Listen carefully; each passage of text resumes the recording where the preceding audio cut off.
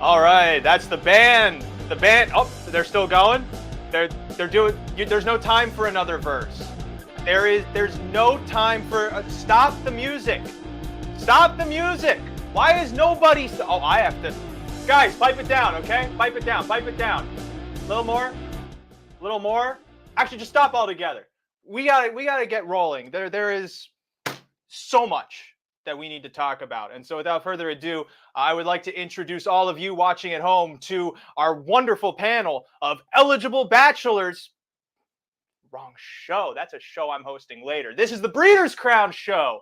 We have 5 of the brightest minds, including myself, wisdom toothless, but don't worry, I was never the wiser to begin with.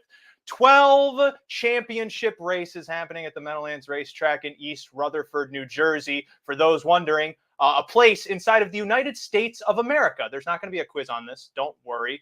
But there's going to be a lot of betting that can be had, lots of opportunities inside of this nearly $7 million weekend of racing. So we're going to start by introducing some of the brighter minds that I more likely than not will be sparring with on this panel, including longtime compatriot of mine, Michael Pribozie. No one calls you by your full name. No, it's usually Mikey P now, especially with all the thoroughbred podcasts that I'm doing. I don't work for NASA like Ed, but I'm probably, up there as far as, some of the smartest harness racing minds on the planet, at least right now. I mean, Ed's head at the very least is like up there in space to begin with, so it's a good fit for him, that NASA job. Another man, another old compatriot of mine. I'm not trying to, leave your age out there or anything, Barnsdale, but we go way back as well, and you're here with us too. Keyword being old. Yeah, and I'm happy to see you finally learn how to use some crayons, Ray. Good job. Thank you. This was one of the nice nights that I had with my girlfriend. We made that, and then my brother made. This is not the show where I'm going to go over my art wall. We can do that. Happy to be here. We can do that when there's not 12 championship finals to go through, and I don't have to introduce John Rallis on the show because he is on the show. And you really did a lot of things with the place back there. You got a new couch. I never knew you played piano. Yeah, it was better than a plain background. I think that's one thing I needed to work on. I'm not that artistic, not just yet. Well, there's always time to work on your scales. Trust me, I got my keyboard right to the side as well. We have Cheyenne Christman also on the show, fresh off of a 10. I can't imagine 10 hours in a car. That's why would you put yourself through that? Well, we had to haul all the equipment for the preview, for the Breeders' Crown preview show. So we had to haul all the equipment and we had a good old time. We had a lot of great banter back and forth talking about these races today. So I'm prepped for this roundtable. I'm ready to rock and roll. From my experience, it's usually within hour 5 the banter really starts getting spicy because you mostly turned on each other, Lord of the Flies style. Speaking of someone who's never read Lord of the Flies, let alone really any type of art whatsoever, a man who happens to be broadcasting from the same room as John. Ed, are you and John? Did you move in together? Is there something you'd like to announce to us here today? Apparently, but Ray, you told me that we're on a tight time limit tonight, so I'm going to get right to the point with my 30-second opening here. Horse racing. The definition is the sport in which horses and their riders or drivers take part in races, typically with substantial betting on the outcome. Oh, is that the true? definition of bias is prejudice in favor of or against one thing, person, or group compared with another, usually in prejudice. That's the word you want to go with. You're horse racing bias tonight. Edison is alluding to talking about a supposed horse racing bias, or by his definition, we're going to be talking about some horse racing prejudice that might have happened on the Friday eliminations in the Breeders' Crown, because last Friday, the 2-year-olds, some would say the babies, for thoroughbred viewers who might be tuning in, this is kind of formatted the same way as Breeders' Cup, where you have the juvenile stars on Friday, the future stars of the sport, and then Saturday, or at least in the Breeders' Crown, we have the 3-year-olds and olders contending. But that said, race 6 is the first of the finals that we are going to talk about here on the show. I don't call it a program because, trust me, I don't have a script. None of this is planned. The only thing that is planned is that one of us is going to walk out of here alive because the discussion is going to get that violent. Last Friday were the eliminations for the 2-year-old Breeders' Crown events, including this 2-year-old filly trot for a $700,000 purse. class that supposedly, Ed, I'll start with you. There was an awful closing bias on a track where Luna Lovegood was somehow able to go pillar to post in 152-2. So I have to know, inside of this prejudiced worldview you have on this Friday card, how did Luna Lovegood do that? How did she do it? That was race 9. Okay. That was later in the card. There's several races earlier in the card when we get later on the Friday card and eliminations. Well, that's great. You disrespect my opinion so much, Ray. I can't even be shown on screen during my own comments. That was race 9. Let's talk more about later races, later Breeders' Crown Finals, and earlier eliminations, and we'll get to the point. And, I'm going to go and throw a name out there. Greg Reinhardt's the other one on social media that's on this path. So Greg Reinhardt and I are going to cash big on all these rebounds. I already know John's disagreeing with us. Ray, I know you disagree. Whatever. The joy of gambling.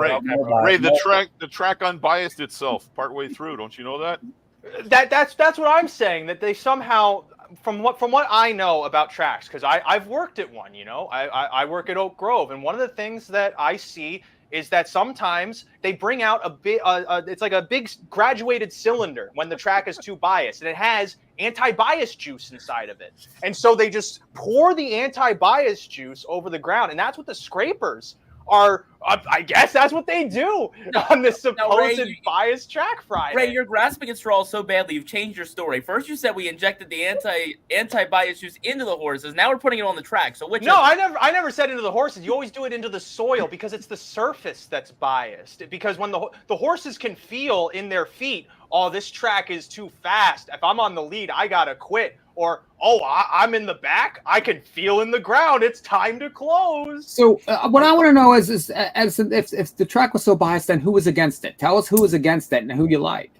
Well, that's later on the card. We'll get to those later when there's later. Okay, we're talking about this race. So this race, no, I'm not interested in anything in this race besides Champagne Problems we didn't see on the eliminations last week. Horse named after a Taylor Swift song cannot be ignored. Horse got in through the winning you're in. Now, I will say, historically, which I think is a very small sample size of this winning you're in concept, but I don't think taking the bias necessarily worked out well for horses that have done that. I'm thinking particularly last year, right? I believe both of them that took it lost. So it's still a fairly new thing. It was introduced, I think, a year ago. I get that, but still, we know how our breed works. To get the tightener over the track before you come back this week for the final might not be a bad thing. But I thought we saw the really good Champagne Problems last time out, or 2 starts ago, rather, out there at Hoosier in that win you're in race. Backed it up with a good race at Lexington. Got the qualifier in. Scott Zeron, Nancy Tactor. We know these this combination, how much they win. So, no concern at all about the horse being ready, especially out of Tactor Barn. Champagne Problems is the one in this first Breeders' Crown final, Ray. All right. So you're standing on the 5-2 chalk. That is an impressive opener for you, Edison. Thank you. I'm gonna go to John because John has a fairly decent specialty inside of the 2-year-olds. Are you with Ed on this analysis that Champagne Problems could be the big one to beat after, I'm going to emphasize again, on this supposedly biased track, Luna Lovegood went pillar to post in 52-2. There's no bias for closers when Oak Coffee being later in the card just went a big mile on the lead, and I think Garnet can attest to that. I mean, that horse just is not a front end horse, especially on a big track. So once that horse goes a big mile on the lead, you put that bias stuff to bed. I said it on air. In my opinion, I thought it was a mythical. I thought there was good horses that were close and within a striking distance who were just out sprinting other good horses. You see that all the time. I did not believe there was a bias. And people might want to say, well, Rose faltered. She faltered. That was the worst race of her, of her career. It happens. I'm not going to, start blaming it because of a bias. I think that she just didn't put forth a good effort. And horses were winning. She was just no good. Exactly what Garnet said. I mean, just things happen. I don't buy that there was a bias. Now, the first couple of races, there was a little bit of a win, but that died down fairly quickly. So I don't buy that being a bias. As for the 2-year-old filly trot race, Champagne Problems, she's been good all year, but I mean, I think it's pretty telling when Dexter books off, right? I think that, when he goes Luna Lovegood's direction, I think that's a pretty big endorsement.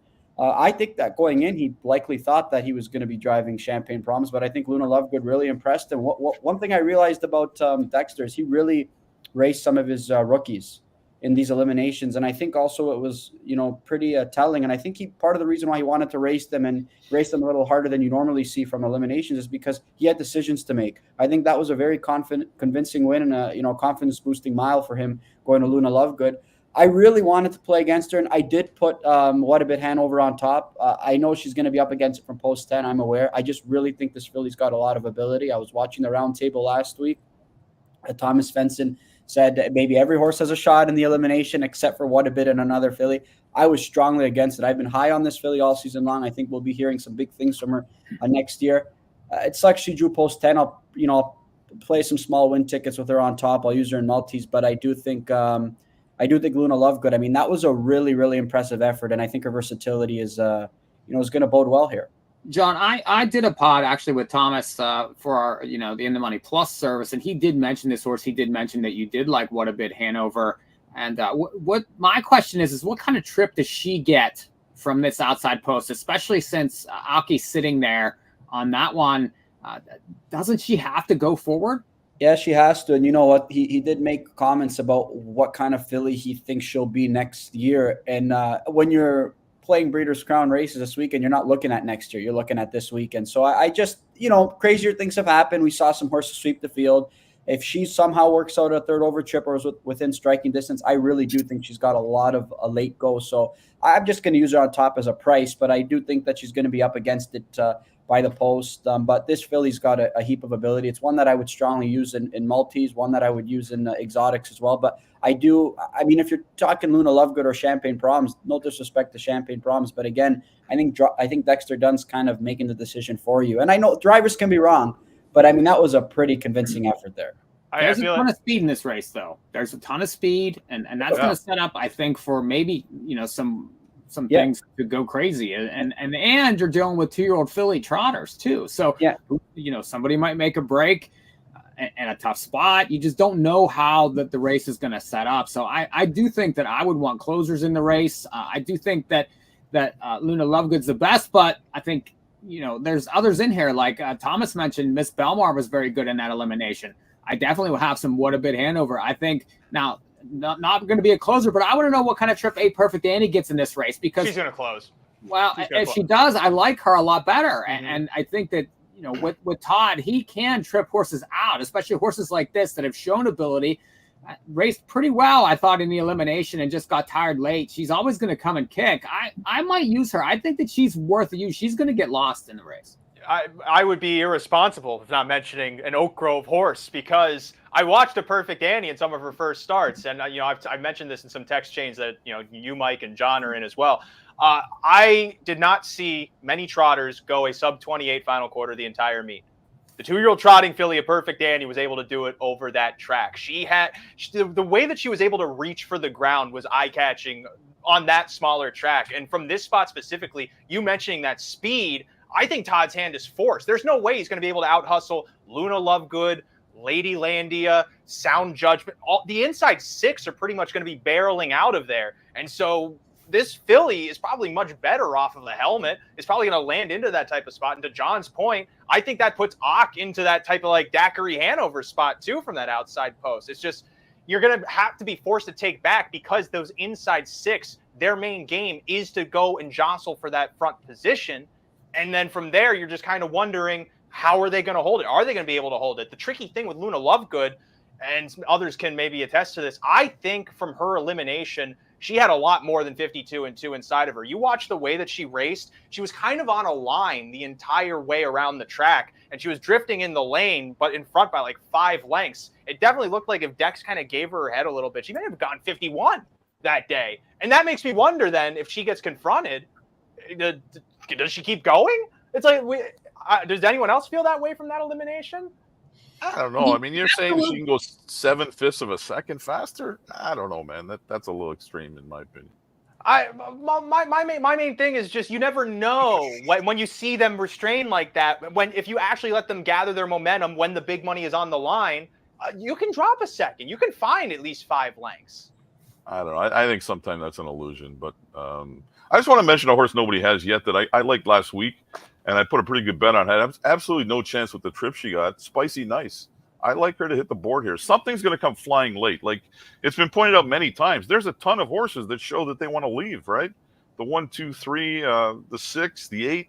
I can't see the 10 going forward at all. I don't know if you guys have that idea, that's mind blowing to me. I can't see how she beats 5 or 6 horses off this gate. I think it's an impossibility. Never doubt Aki Svenstedt. Well, he could go forward and be 3 wide for the whole mile, but I'm going to be using Spicy Nice underneath. I had Luna Lovegood on top. I don't think I'm going to change that, but I think maybe the other tactor comes flying in the lane and gets a good piece of it. I think then that leaves us with Cheyenne. Your thoughts then specifically on this filly trot? I tried to cut in a couple of times, but I got beat to the punch a little bit, not going to lie. But I love Luna. I love Luna Lovegood. I mean, she was just so impressive in her elimination. She won by 5 1/4 lengths. And then not only that, Marcus Melander said basically that she has been the easiest horse to work with. And she is so versatile. She's going to do it any way you want. Do I love Champagne Problems? Absolutely, for sure. But I just think Luna Lovegood just has that little bit of an advantage over Champagne Problems. Although Nancy did say that Champagne Problems reminds her of one particular horse, which was Tactical Approach. And if anything we know about Tactical Approach, he was an amazing horse. He was cool, he was calm, he was collected, and really put his heart into everything he did. So if Champagne Problems is the female version of Tactical Approach, I think she's definitely worthy to look at, and she's worthy of being the favorite. But I went against her. I went with Luna Lovegood because what was said here is true. These 2-year-old filly trotting races are probably one of the hardest races to handicap because it's just they're so temperamental. They could be great for 10 starts, and then they decide they just want to make a break for kicks and giggles and see where it goes. But for me, I went with Luna Lovegood here on top. Now I had Champagne Problems in for second, then I had A Perfect Annie in for third, and then I rounded it out with Sound Judgment for fourth. That's interesting that she said that it's the female Tactical Approach, considering Champagne Problems loves to race on the lead and Tactical Approach race from off the speed.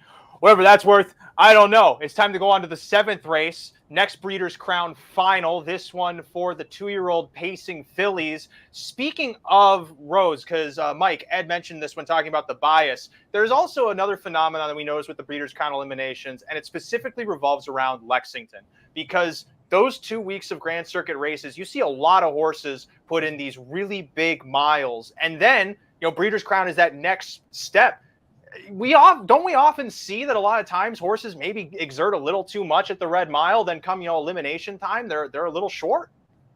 Absolutely, and that racetrack is faster than really any racetrack in the country, and you get some wicked fast miles. You get 2-year-olds going 148 type miles, and it's just they're not going to bounce right back from that. And then you can't use Lasix down there either, and that's another issue. And so some horses struggle with that part of it. Horses that are used to racing on Lasix, and that's another thing that can be hard for them to bounce back from. And now Rose looked almost unbeatable, and then she shows up here, different racetrack, ends up on the front and 1-9, and she falters. So now can she bounce back? Maybe, but Jingra has found another spot to sit. So I mean, I think that's all you need to know about that. And looks good, and Lulu is the one producing, maybe the record times now. So I don't know. These all Burke horses are really tough to gauge. I think I'm on a different one. I think Last Martini is interesting. I liked that one last week. I mentioned that one whenever we were talking about this race. I think that she's going to close. Now she needs to get faster if she's going to beat some of these Burke horses, but that's okay. I'm okay with them going quick early and her maybe, coming late. She's capable of that big kick, 26-2 the last 2 times that she's been on the track. I want her coming late. I think they're going to mix it up again. Now she's 3-1 morning line. John, please talk to us about that, because I think she's got to be higher. I think she's gonna take some support in that spot. I think that 3-1 though.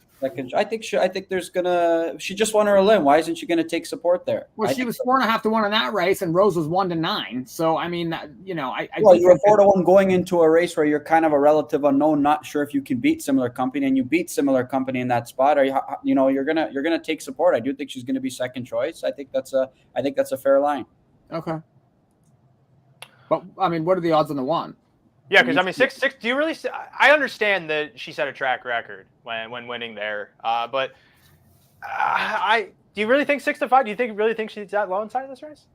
Yeah, I think with the rail draw, I think she'll get bet. She might even go lower, like Mike said. She might be around even money. Looks good in Lulu, and I'm with Mike though. I do like the Last Martini, but I think you're looking at those 2 fillies as the first and second choice. I really do. The one thing that stuck with me, though, inside of that elimination with Looks Good and Lulu, and it kind of touches on the 2-year-old filly trot as well, and Mike mentioned this too, This could be a fast race also. This looks like a race where you might also want closers in a way. And that puts, at least me, it puts me in a conundrum because I see looks good in Lulu and she lands the pylon post and seems like she can go forward. She can take back. She can go fast. She has every asset you could possibly need in a race that could otherwise be chaotic. So then I get you two are on the last martini trying to pick up the pieces there. But I feel like this race stands a chance where it could be a bit more chaotic than that. Don't you agree? Because you have so much speed, especially with Mickey and Minnie to the outside. Dunn has to leave with her, doesn't he? Yeah, he certainly does. I think that the ones you'll see leaving for sure are, I think the logicals, right? 1, 4, 6, and the 9 are all going to be leaving. And duration. And duration's probably after that mile last time out. I think she's got to be feeling pretty good in her effort and wants to push out of there and get a pretty good spot. But I'm really curious to see what Doug's going to do in that spot because he was confident driving her from off the pace. We've seen this filly get activated off the gate multiple times. Doug touched on it. He's driven her before where she's kind of gotten a little bit sleepy on the lead. I still wasn't expecting him to get away 6th. I don't think anybody was, but I do think that I think that Yannick's eventually going to want to be cutting this mile potentially. I think that he ultimately didn't remove last time in the elimination because they were going so quick. Obviously, he's got versatility with this filly. I think from the pole position, he's going to want to be on the front and trying to dictate the tempo himself. But I think if you're Doug, it's going to be interesting to see what he's going to do. Do you want to leave out of there and hope that you're on Yannick's back and you want to follow his filly? Or do you try and take a similar risk as last week and try and tow yourself into it? It's going to be interesting to see what he does from post 6. She's handy enough, but I do think eventually if he does get to the lead at some point, I think he'll be covered up eventually. Barnsdale, seeing as there is a Canadian interest inside of this race, I do have to ask you whether you support her or not, just so we know where your loyalty is at inside of the rest of the analysis here. I support her in terms of waving a flag, but I didn't have her on top of my picks. But I'm going to go against the grain here and go back to Rose. She just was too bad last week. The 55 1/2 was pretty fast, but I think maybe she doesn't get driven. Well, no, absolutely, but maybe she doesn't get driven as aggressively here, and maybe she trips out and gets a pocket trip and pounces on them. I think that race was just too bad to believe the way she stopped, and she had 2 weeks off. Maybe she wasn't trained hard leading up. I don't know. Maybe but I think Burke's going to have her sharper here, and she's going to go from 1 to 9 to maybe 9 to 1. So if I can get something close to that, I'll take a shot. I have to make note, that's the first time in my life I've ever heard someone as a handicapping angle say, I love this horse because she was bad last week. I never said love. All right, fair enough. My biggest issue with Rose, I have to say, I love Looks Good in Lulu, but the biggest thing is Yannick picked Looks Good in Lulu over Rose, and that's that doesn't work 100% of the time, right? That's not always, but she has shown and she has proved herself time and time again. Yes, this is a bad show for Rose, but as we've talked about before, with these fast miles at the Red Mile and at all these different places, she went to the Meadow, she went to the Red Mile. She might be starting to experience fatigue. This might be a first sign of her running into some trouble. Now, I put her in for 3rd because everything she's done thus far has been impressive, but I wholeheartedly believe that. She could possibly get it done, but I feel like there's nobody that can beat Looks Good in Lulu. I just think she's that good. I think there's only one, but we have to make sure Ed gets his word in because he might actually be on board with me. He might approve of what I'm about to say. Okay, so we should caveat this whole show with, as we know, I am very busy inside this house working at Yonkers here tonight, so I admittedly have not heard everything. So I just have to say, did anybody notice Thomas's comment? Remember that it was a rough headwind in the first half of the card. Have we mentioned that yet? Have we discussed that comment? I put it up, but yeah. Well, we should also mention a little bit. We should also mention Murray Higgs' question so far. The over-under is at least under 0. We don't have Dex winning anything so far in these first 2. I'd say over-under for him would probably be, 4.5 or so would be a good line there. Yeah. 4.5 is a good line. Yeah. Rough headwind in the first half of the card. Bias comes, bias goes. Rose on the front end, no good. Now, I think it's a conundrum for Yannick in that he had 2 very good horses. Now, I personally have really liked Looks Good in Lulu anyway, so I think Yannick's selection there is really just taking the better horse, but I don't think he or anybody's concerned about Rose coming back when she won't be going against this bias. So Rose to round out the exacta is great. If you get the third choice in the morning line, as John Rouse, the morning line implies, that'd be great. I don't think she is. I think she's the second choice. I think Laz Martini is the third choice, but I hope John's right. I'll happily take third choice money on Rose, especially if it's that big of a 3-1, 9-2 kind of discrepancies that implies. So a 1 over the 4 here, but looks good in Lulu. I usually like playing like the Survivor, pick 7 or something like that on some of these big nights like this in the Meadowlands, that kind of stuff. Looks good in Lulu. Single, move on.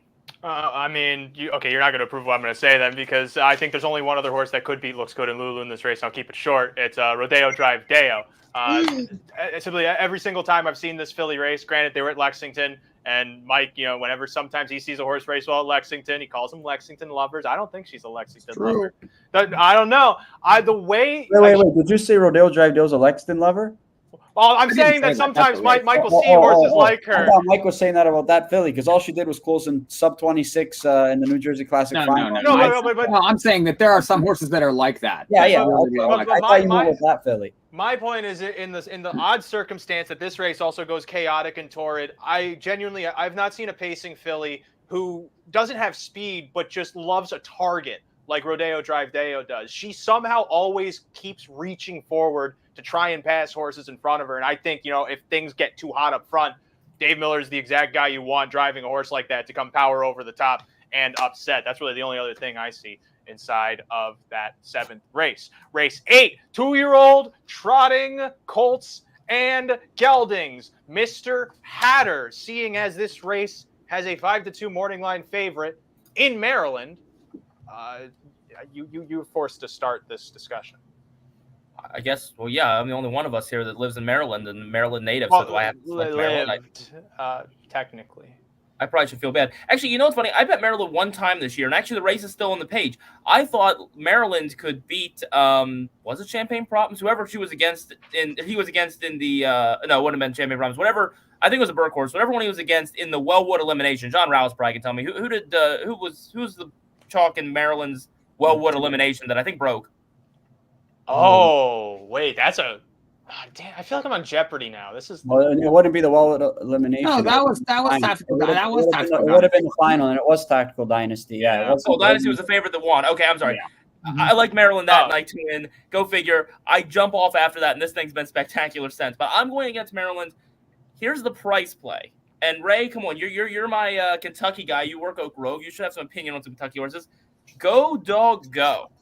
Now, this horse didn't race at Oak Grove, but I think that's a wise guy horse. You're not the only guy on this horse. This horse had the longest inquiry in history 3 starts ago when he broke. Another angle I've never heard used before. 2 starts ago. Wow. He broke again, both times in deep stretch. And then I don't disagree with Garnet. I think a lot of people are thinking maybe the same thing I'm about to say. But, you watch that elimination. It was kind of a classic, especially with what we saw last 2 times, a classic elimination drive. You take away towards the back, you use the bias in your favor, you close late well, and you see the horse. Elimination. Todd really held this horse together well. He got this thing to trot to the line, and he got himself to a final now for $700,000, and he got through the $25,000 limb. Now it's go time. I mean, look, if the thing's gonna break again in deep stretch, I guess so be it. But if you're gonna get a fair price on it, I think there is a universe where this thing stays flat and wins this final. So I want to know, is this horse 6-1 because the dog name, because it has dog in the name? If that's the case, then how come no one is racing a horse named Green Eggs and Ham? Like, come on, there's a treasure trove of the Lorax, all the places you'll go. There's so many names that we could pick for this. I'll say though, the Hopples I think did help him. I think they did help him. I also have to say he's been kind of a funny horse to watch, because the moment he gets into that final 16th, I've never seen a horse get so scared of the finish line. That's exactly how he broke both times at Lexington. And the second time, you're like, come on, how did he do it again? But it's that Green Shoe blood. We all remember Green Shoe. He was a fun guy. But yeah, Barnsdale, I think you're also dead on that this horse is going to be a wise guy, especially when you see a 2-year-old trotter, sub 27 final quarter. That's bait. That's bait. Yeah, I don't really trust him either. I mean, like you said, the Green Shoe blood, he was crazy at 2, just completely nuts. I'm going to go to Maryland. I don't love horses taking the bye, but holy smokes, since that Wellwood final race was spectacular, and he's just been terrific ever since. But there's options in this race. Motorcon Legacy was fantastic last week. Sure, he got the pocket, but He won with ease. Maximum Mieris looked good. I'm kind of against Go Dog Go. I mean, I think he's going to be overbet for what you get, and where's he going to come from? Like, and, maybe he's going to try and leave this time, in which case you'd have a better shot. But for me, I don't like to chalk out in these things, but I think Maryland's going to be awfully tough in this race. Overbet for what you get. I couldn't think of a better limerick for a horse named Go Dog Go inside of that one. John, though, I forget. You've been high on Maryland too, haven't you? Yeah, you know what? I have been, but I've been high on Maximus Mieris as well, and what I've seen from limited starts. I'm like Garnet. I went to Maryland in this spot. I've liked what I've seen all season long. It just seems to be getting. You sound so bummed by that, though. You sound so bummed. I wanted to try and get creative, but he just looked so good, right? I mean, the qualifying line obviously it doesn't look appealing, but he just he went what he needed to go, and he's going to be super tuned up for this effort, but. There still is a lot of value on this tote board. I think we all agree Go Dog Go. He's logical, but he is going to be a wise guy horse, right? Todd did a nice – I wouldn't say it was like an elimination drive. I think it was one of those things where you want to get acclimated to the trotting hopples, right? He should have been a winner in consecutive starts. And, all the speed in the world is what Carter Pinsky talked about, but he said that he just got to work on what's upstairs, right? So when he starts figuring out his speed and his talent all in one, I think he's going to be a force to be reckoned with. But, again, I just wish he – drew a little bit better, but I think this is a great draw for Maryland. His versatility has been well showcased, and hopefully he can work out a pretty good trip. But there's some other ones that there's so many in here that really have a big shot, and but I'm just gonna go. I'm gonna go chalk and go with Maryland here. So on the pod with Thomas that I did, he said he wasn't crazy about Maryland's qualifier. He's a little concerned about that. I like the horse he's involved with. I think Maximus Mieris, that's my top pick for the racing form. And I liked that race last time. Just as soon as this horse saw daylight, really just took off in a very fast mile. It's drawn perfectly, is proven 4 for 5 so far. I mean, this horse has plenty of talent. I love that, Scotty Z comes to play on these nights. So, now you have him priced 3-1 morning line. A lot of these horses, I think you're right about this race. And I think the 2, the 3, the 4, the 6, all going to take very similar money in here. And I do think Super Chapter is definitely worth a play back, especially with some of the information that Thomas was saying on the pod that this horse, maybe was a little flat last time, has plenty of talent, was able to crush Maximus at Lexington. So I think it's those two. I would try to go against Maryland here. And the Dexter Dunn money is going to be, I think, very heavy. You might as well just add, it's almost like IRAD money in thoroughbreds. You're going to have to pay the Dexter tax all weekend long. No thanks. I'm going to try to, especially in multis, give me Maximus, give me Super Chapter, and maybe a little Tactical Dynasty here. I know he doesn't look as good as some of these others, but this horse has some talent, has shown a few things. I think this horse gets lost. You get T-Trick now, off the pace. Might be an interesting horse to throw in tries and supers there. You probably want to see how he looks on the track too. The last few times I've seen him, he gets so hot for whatever reason. But you're not worried that Super Chapter, Maximus Mieris are Lexington lovers? No. Not worried? Okay. Well, Maximus Mieris showed it, but maybe Super Chapter. I don't know. Cheyenne. I will say, sorry, Ray, I just gotta say, you're not Cheyenne. I will say, on the Kentucky topic, I don't know if we mentioned this in the Red Mile live stream or not, but Marcus Melander, it should be known that his home base now is in Kentucky. He has said that E-I-E-I-O, are racing well there locally in Kentucky, so he feels that really definitely helped them obviously race better down there this year, but now all of a sudden New Jersey is shipped. So, just saying, for anybody that's listening that doesn't know that. All right, now for the actual Cheyenne.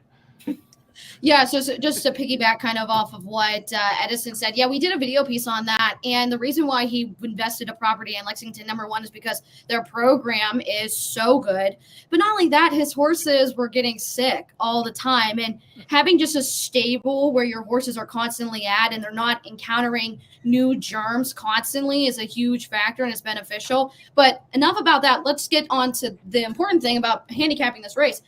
I like Maryland here. I think he's super. I think he's good. If we're talking about you're not wowed by this qualifier, give me a break. A lot of times when it comes to horsemen and it comes to qualifiers, the goal is just to get the horse around to make sure he's sharp. They're not expecting him to win by 10.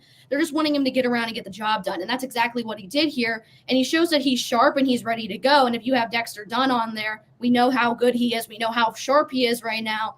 you just can't go against him. I like Maximus Mirez and I like Emoticon Legacy, but I just think Maryland is the one that's going to take it here. Emoticon Legacy, my only issue just from listening to what the trainer had to say was he is still a little immature. He's still a little green, but he is getting sharp at the right time, and he is picking up the pieces at the right time. So this might be a horse worth looking at. But for me, I mean, I just had to go with Maryland. I'm the only one, I guess, who doesn't have to go with Maryland. I pledge no allegiance to no. Well, there's a reason why you and I hosted a show together for like 10 years, Mike, because we're on the same freaking horse inside of this race. I saw everything I needed to see from Max, and that's ultimately the point. Like, Maryland had the qualifier, but a qualifier is not a race. And sure, I don't doubt a guy like Marcus Melander can get a horse tight with just a qualifier. He's a great trainer. I think he's going to win a Hambletonian one day.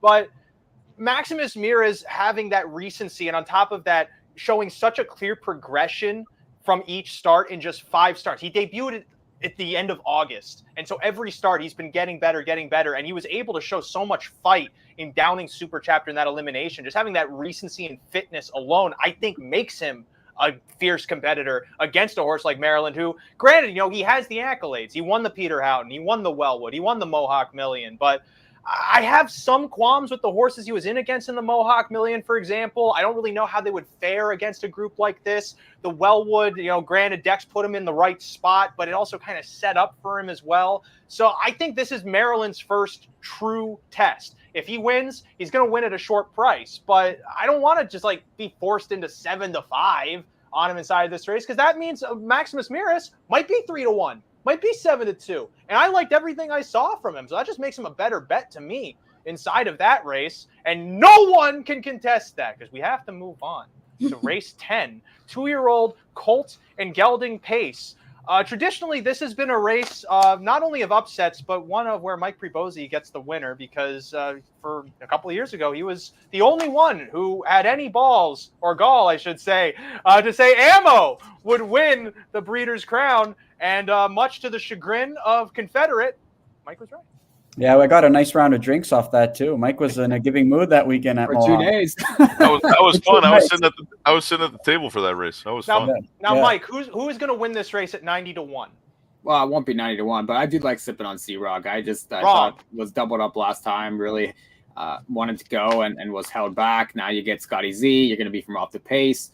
You're going to get a decent price. The horse is proven capable, obviously, of super huge miles. I know it was at Lexington, but this horse is very fast, very good. I think is going to get the right trip. There's a ton of speed in here. I know that there's money's going to go for Fallout and Blueprint and Captain Optimistic and Swingtown, all those horses. But I'll try to sip it on Sea Rock. Give me Scotty Z in the big race. You're not going to get 50-1 again, but in this race. But I think 6 or 7 is quite possible.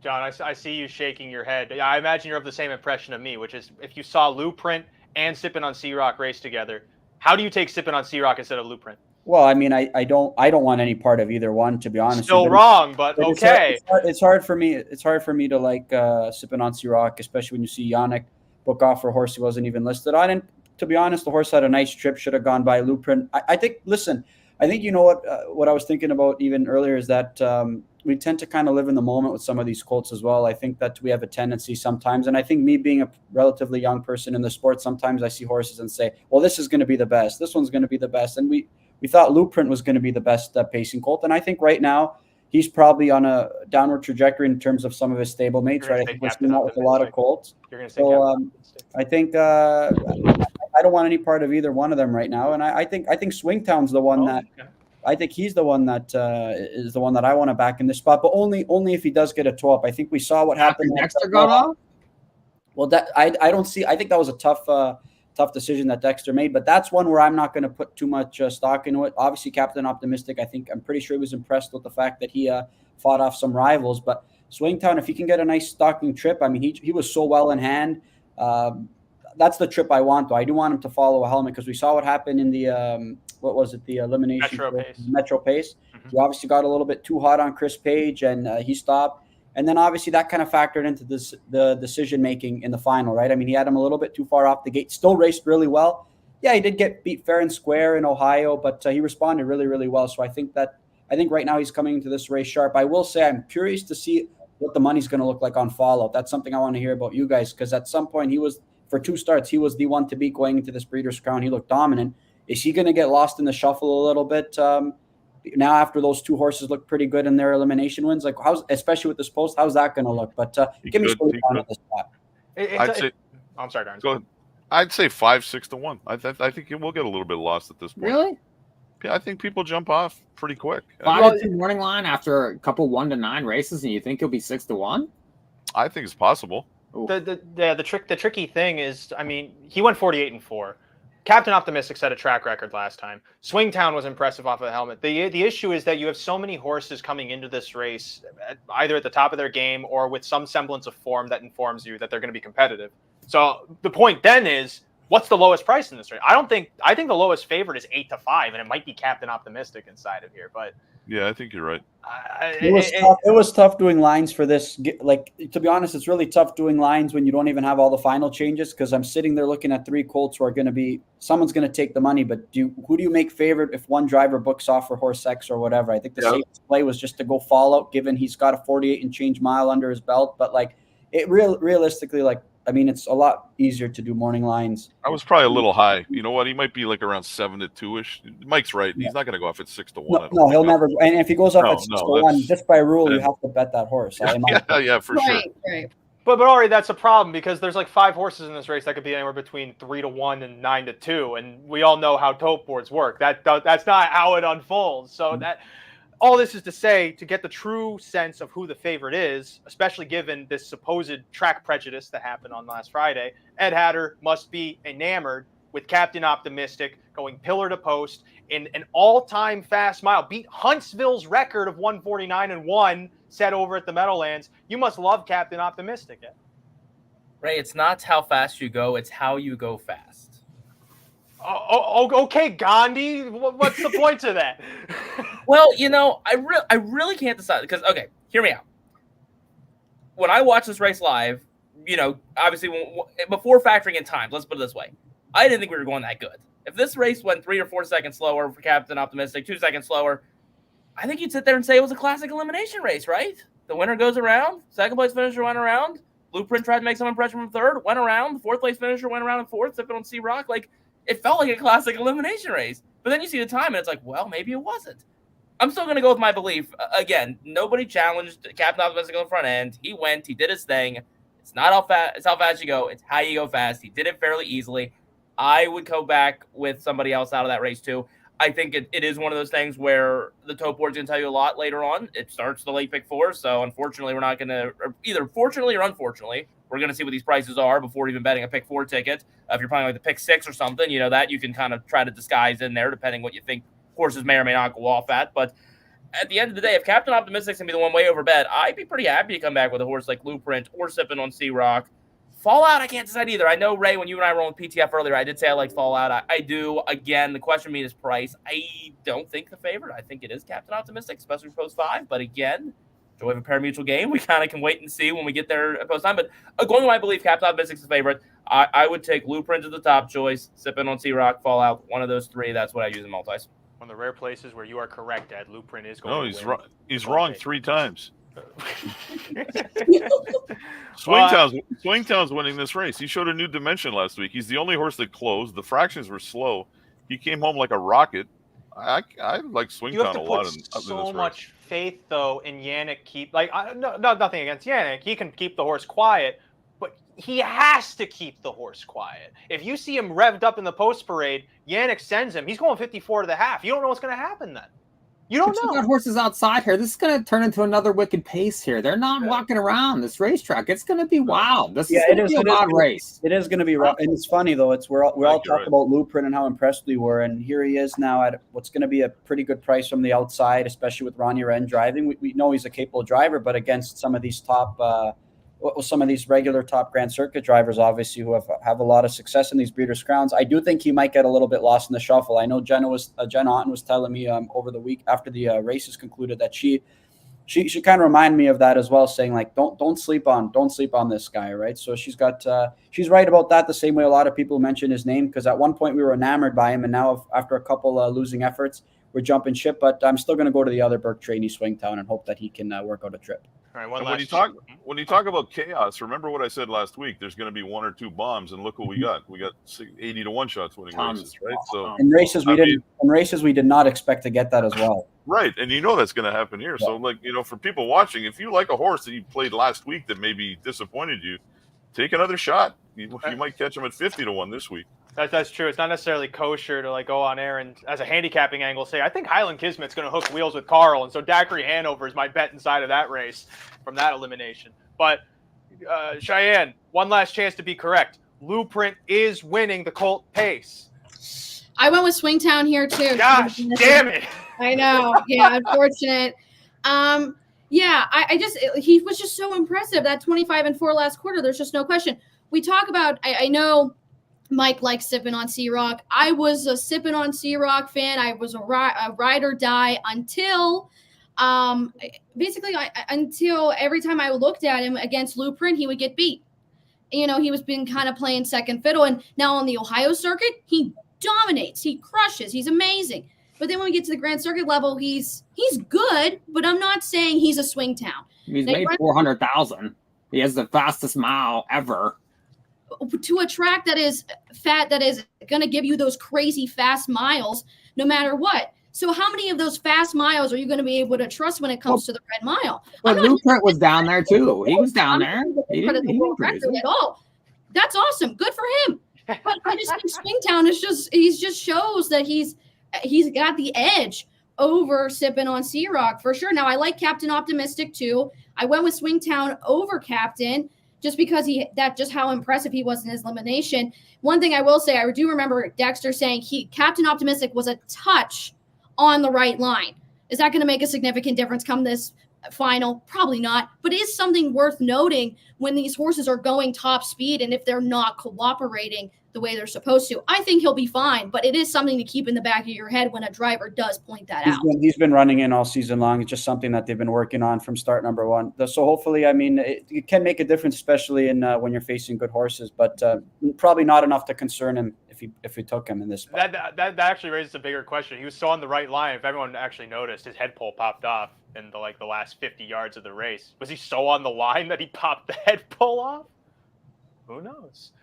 But that said, that's the 2-year-olds. It's about to get even hotter because we're going to the 3-year-olds and older for Saturday's card. Action for Breeders' Crown Saturday gets started at 6:20 p.m. But race 4 does not start at 6:20 p.m. It happens later than that because 6:20 is for the first race. The first Breeders' Crown race is race 4, and this might happen to be a fairly quick discussion, just given that I can't imagine there not being a consensus around Call Me Goo. She was a nice horse when with Jason Skinner. She was a good horse with Jason Skinner. Moved to Ox Fenstead's barn. Keeps uncorking these wicked final fractions. I feel like this whole panel is going to be in agreement that she can't lose. I like her in this spot, to be honest, but I think obviously when you see Nelson Bright Eagle being able to rally off that break in Lexington, I do think there's some cause for concern, and plus MM's dream racing back with the mares right after some tries with the boys. But I do like Call Me Goo in this spot. I'm hoping she gets a target to chase. I think there's a very good chance of that happening. But I obviously maybe I don't know what happened when she kind of got a little bit leg weary and was kind of waiting on them a little bit. But she hasn't been perfect entering Oka's barn, but she's put forth some pretty good effort. She would have picked up it would have been awfully close in her first start for Oka. But again, the foundation's already been set with this mare, right? I mean, you touched on it, Ray. Skinners have done a remarkable job with this mare all throughout her career. Obviously, ownership making a trainer change at that spot. And I was really curious to see how that horse was going to fit into their training regimen, because they've got a pretty unique style of training over there. And I'm sure, you talk to Sarah and you kind of want to have a horse like in their barn all throughout the off season where they can get acclimated to that program. It's kind of hard for a horse to kind of come to their barn halfway through the year, but I think her starts have been good. I'm hoping she gets a helmet to chase, and I'm going to pick her on top to get a Breeders' Crown here. 1 for Call Me Goo. Do I hear 2? 3. 2, 3. Mike, what's wrong? How can you take Call Me Goo after that race with Nelson Bright Eagle last time? Because Nelson Bright Eagle broke trying to leave, and now she has the ankle. That's fine. And then came from 17 lengths off, and Call Me Goo had absolutely stone cold perfect up front, and Nelson Pride Eagle was going by. I'm gonna play devil's advocate though. What about the start when they raced together and the winner's over on September 6th, right? Did you not see how well Call Me Goo was rallying when Nelson Pride Eagle was on the And lead? what happened with her? She busted. They both have had really good efforts against each other closing. So I mean, I think they're tied in that regard. No, I thought that Nelson Pride Eagle looked fantastic at Delaware. Probably as good as she's ever looked, and then backed it up with that Lexington rally. Despite the break, she stays flat. She's going to win. I think she's my best bet on the entire 2 days. 7-2 is a total pipe dream. This horse is going to get bet. It's probably going to be sub 2-1 and might even go favored in this race. If she stays flat, she wins. Mike, you're taking sub 2-1 on a horse who it has an outside draw, has to roll, and when she tried to roll last time, she broke. She doesn't have to roll early. She's proven if she's 17 out of it, she's still coming to get Call Me Goo at the end. But she did it. She lost. And you got refined in here. You really want to bet a 7-5 shot who has close lengths to make up? There's no listen. I mean, if you can watch that race and you want Call Me Goo over at Nelson Pride Eagle, you're insane. So far, democracy is reigning. We got 3 for Call Me Goo. Ed, do I hear 4? Do I hear 4 for Call Me Goo? Look, Thomas is with me. I need to bring Thomas in. I'll send Thomas a link. So, well, first of all, I think Call Me Goo and Nelson Pride Eagle are first and second choices. I think Mem's Dream is the third choice in here. So that's first things first. And again, this obviously starts our Breeders' Crown action Saturday night. We'll see what these odds open up at. But and speaking of while we're with John and the topic of Oka, John, we got to teach you the language of Oka Svanstead. There were some questions there you asked. Ray and I were talking about. Definitely did not understand anything we were asking. So either we got to ask it in Swedish or simpler English, John. I'll take some lessons from you. Do you want to do it in Swedish or in simpler English? Whatever you think is best. I'm not. Ask Ray. I don't speak English very well, and I don't think I speak Swedish very well either. So probably we'll go for simple English. But with that in mind, I think MM Dream is the third choice. If we're going with that, which one's the favorite to Call Me Goo and Nelson Pride Eagle? I'm not sure. Actually, I am kind of sure. I think it's Call Me Goo. But how big is the discrepancy between the two? That's the question to me. If Nelson Pride Eagle is Mike's gonna take sub 2-1, I'm not taking that. If we're gonna get 7-2 morning line, which I don't think we are, but let's dream. I would take him absolutely. If Call Me Goo's like even money, Nelson Pride Eagle's like 3-1, and MM Dream's like 7-2 or something, I'd take the 3-1. I think they're closer than that. I think it's really close. She's the favorite. 7-5, 6-5, either way. 7-5, 8-5, either way. I mean, MM's Dream does take money in here for sure too. But long story short, given that I think they're going to be bet about equally, I would side with Call Me Goo at the equal prices. But if there is a big discrepancy, Nelson Pride Eagle for sure is more than competent, and you can go look at plenty of races overseas too if you'd like further proof of that. I'm going to keep Thomas's comment in my back pocket if she happens to make a bobble heading into the first turn, if he still wants that 4-5. So I feel like she is the favorite though inside. I don't think Call Me Goo is the favorite inside of this race. John, why'd you make the line wrong?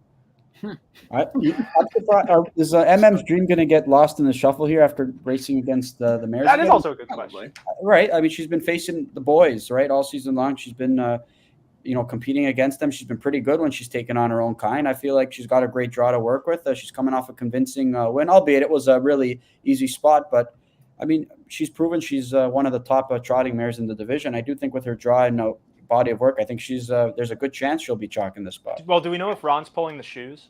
I think she hurts Call Me Goo in the race. I love that she's in here because she just for the 8. She's always raced well when she takes the shoes off. I can't imagine why they wouldn't here in a Breeders' Crown. That's one thing. Well, just because it's October. That's why. She's always been. I mean, you see that with a lot of mares, but with her specifically, every time they're off, you remember Hamiltonian Day? She was lights out, right? Mm-hmm. Yeah, no, it just gives her an extra oomph inside of that stretch kick, especially on the long stretch. So we have Mike being dead wrong, though. The peanut gallery inside of the comments. 152% right. They don't get better than 152. Oh wow! Hey Ray, can we see this? I want that Chewy bet. I want to see Thomas and John with that. Call Me Goo needs to race with front shoes. Oh, are they not pulling the shoes on her Saturday? I don't know who anyone's pulling the shoes on. I do wonder how Burke is going to sleep before Friday night, considering how much horsepower he has this whole weekend. But he'll sleep on $100 bills. I think he's probably got a few of them. It'll be all right. Anyone else want to touch on anything inside of this race? I will say I think Warwick-Xenia is an interesting one to use inside of the exotics if she's herself. Yeah, exactly. Mounds and exotics. Yeah, last point about MM's Dream. Remember, she finished second, beating only a half length to Jiggy Jug S in the Breeders' Crown last year. And she kind of gave her a bit of a scare after Jiggy Jog opened up on her in the stretch, if you remember that. So she's definitely, like John says, a high-quality mare, especially when she's racing against her own gender. Yeah, and that's going to be something where John's morning line isn't really going to help us too much. We are going to need the betting board to tell us who is going to be the favorite in that mare trot. After And the mare watch them trot. warm up that day too. Oh, for How sure. they warm up is a huge difference. Big benefit to being on track for that too. Yeah. But after the mare trot, you have mare trot. Damn it! You have the filly trot. I hit the wrong button. This is an interesting division, considering I never really thought Armelina would be the type of horse she is, and yet she's made more money than everyone else inside of the division. Date Night Hanover keeps looking like she is on the cusp of doing something amazing, and then a mishap like in the Hambletonian Oaks happens. Allegiant, I see break an Oak Grove track record by like 15 lengths, and then she just kind of finagles through the season and then gets a Breeders' Crown victory here. Cheyenne, this is a division that every time they race, it gets even more confusing. I think this will be the most interesting race of the night. It was probably the hardest one for me to handicap because you can go so many different ways. I stuck with Allegiant, though, because she actually set a stakes record in that Carrier and Ives at the Meadows. And ever since I saw her that day, I was just so impressed by her. And finally, we're getting to the point where she's really showing just how great she is. I think the barn switch definitely helped her too. And then, too, you had post 9 and then 3 8-holes. So you had post position Nightmare as well. She draws in good and gets post 5. So I have her on top, but there's definitely a lot of different ways you can go for sure. I mean, Drawn Impression, Armelina, at least Hanover seems like she's coming back into top form. There's a lot of ways you can go in here. And on top of that, Mike, Drawn Impression, the way that she races, at least when she gets a decent helmet, and we saw it at how she pounced on Date Night Hanover in the elimination, she seems like she's another one that is ready to maybe be at the top of the division, but it's going to come down to just trip inside of this race. Yeah, I mean, I do think that I was impressed with that elimination. There's no question. She got Lasix. She was able to make a couple moves there, and she beat a real horse in Date Night. And I thought Date Night was sort of in no man's land early and kind of make that early move. She's much better when she can just kind of one punch them. I'm interested in Allegiant also. I like the barn change, and all of a sudden after the barn change, she comes up here and wins at a decent price. Scotty Z sticks. You get a perfect post. And I just think it's the top 3 choices in here. I don't know. I'm not into Armelina. I don't want any part of that one. I'll be Drawn Impression, Allegiant, Date Night, and Maltese. That's all I think you need there. And it's not that creative, but no Warwick Michelle for me, no Armelina for me, no Alista for me. Just give me the other 3. I did this I should have done it for this race. I guess I hear 2 for Allegiant. I'm 3 for Allegiant. Do I hear 4 for John? What is wrong with your morning line? She's not even the favorite inside this race. Half the panel likes her. Nobody was impressed with Drawn Impression. That was a pretty good. It was a good race. It was a pretty good. It was fantastic. No question. I think you guys are right that so many people can take action and be forgiving in this spot. I do think Armelina, I think she's got a big shot, to be honest with you. And again, it's the same sentiment with MM's Dream. She races better without shoes. You watch her all season long. She's so much better. Boot and Shane is going to pull the shoes. I believe they made some other changes as well going into the weekend. So I think she's going to be primed for a big effort. It's hard. What are we going to do? Forget about that Futurity mile? She's handy enough. So it's pretty.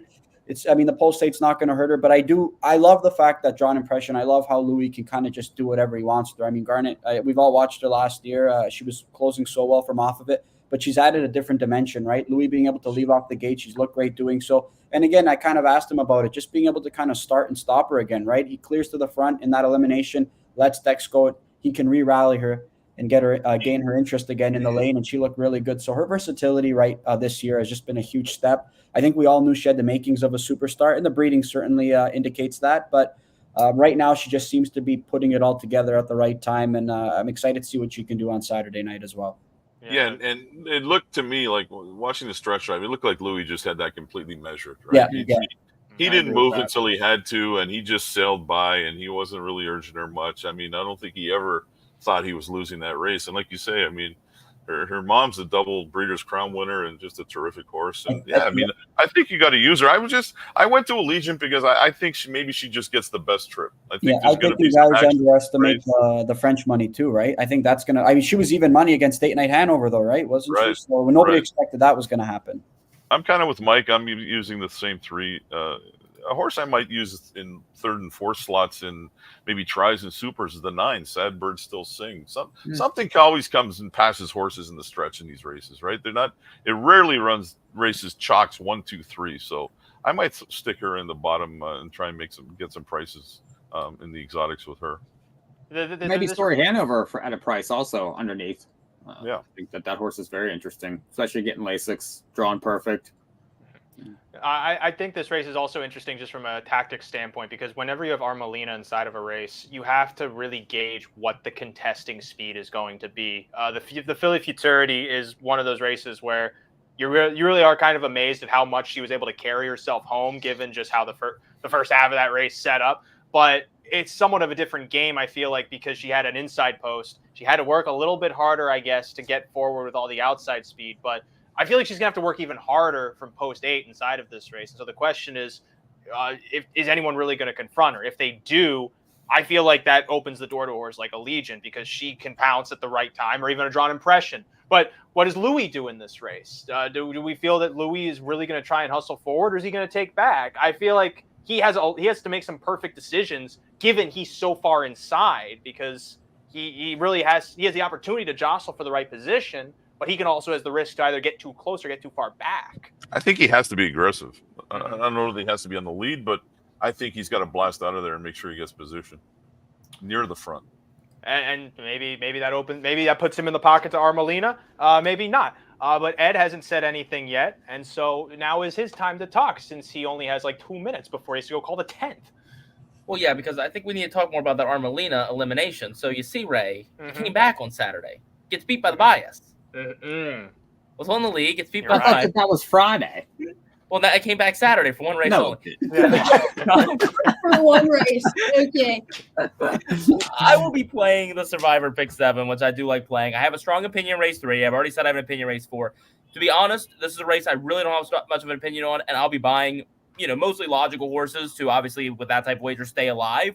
But if you did force me to pick, I do like Allegiant from post 5.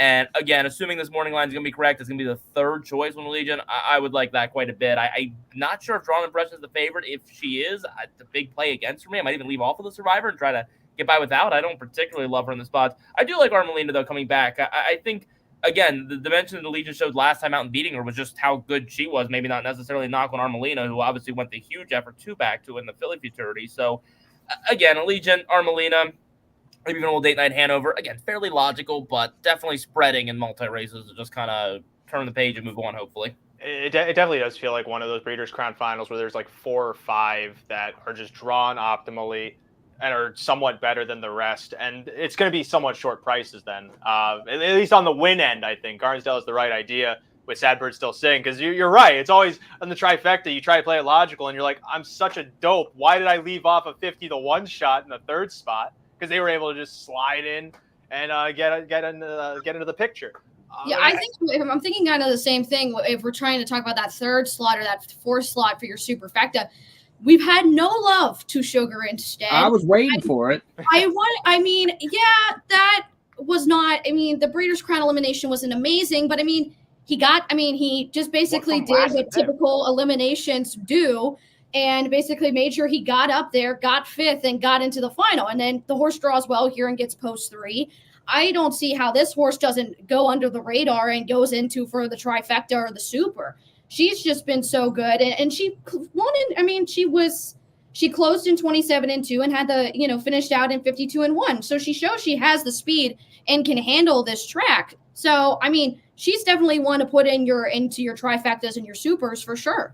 And you're probably going to need it because, again, it seems like the main factors for the win are all going to be the fairly logicals. And so you got to have something special to make the exact or the trifecta a little bit more interesting there inside of the Philly Trot. No more to be said about the Philly Trot. Once, twice, sold. No more talking. We move on to race 6, Philly Pace.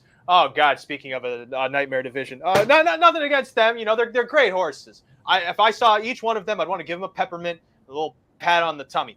But every time they race, you know, there's horses like My Girl EJ, who seems a lot better than all of them. Sometimes she throws in a little bit of a clunker. Sometimes it's a weird thing, like in the Jugette, just something you can't predict. But then you see a horse like Disney power over the top of a horse like Rocket Deo, who seemed like she was just getting better and better with each start. So the question I pose here is that, do we really have a divisional leader in My Girl EJ going into this race where then we feel like she probably has this in the bag? Or does this race also open itself to some type of surprise? I went against her. I went with Disney instead of My Girl EJ. Just because My Girl EJ has been good all year, and there's no denying that. But Disney was just so impressive in her elimination, especially from post 9.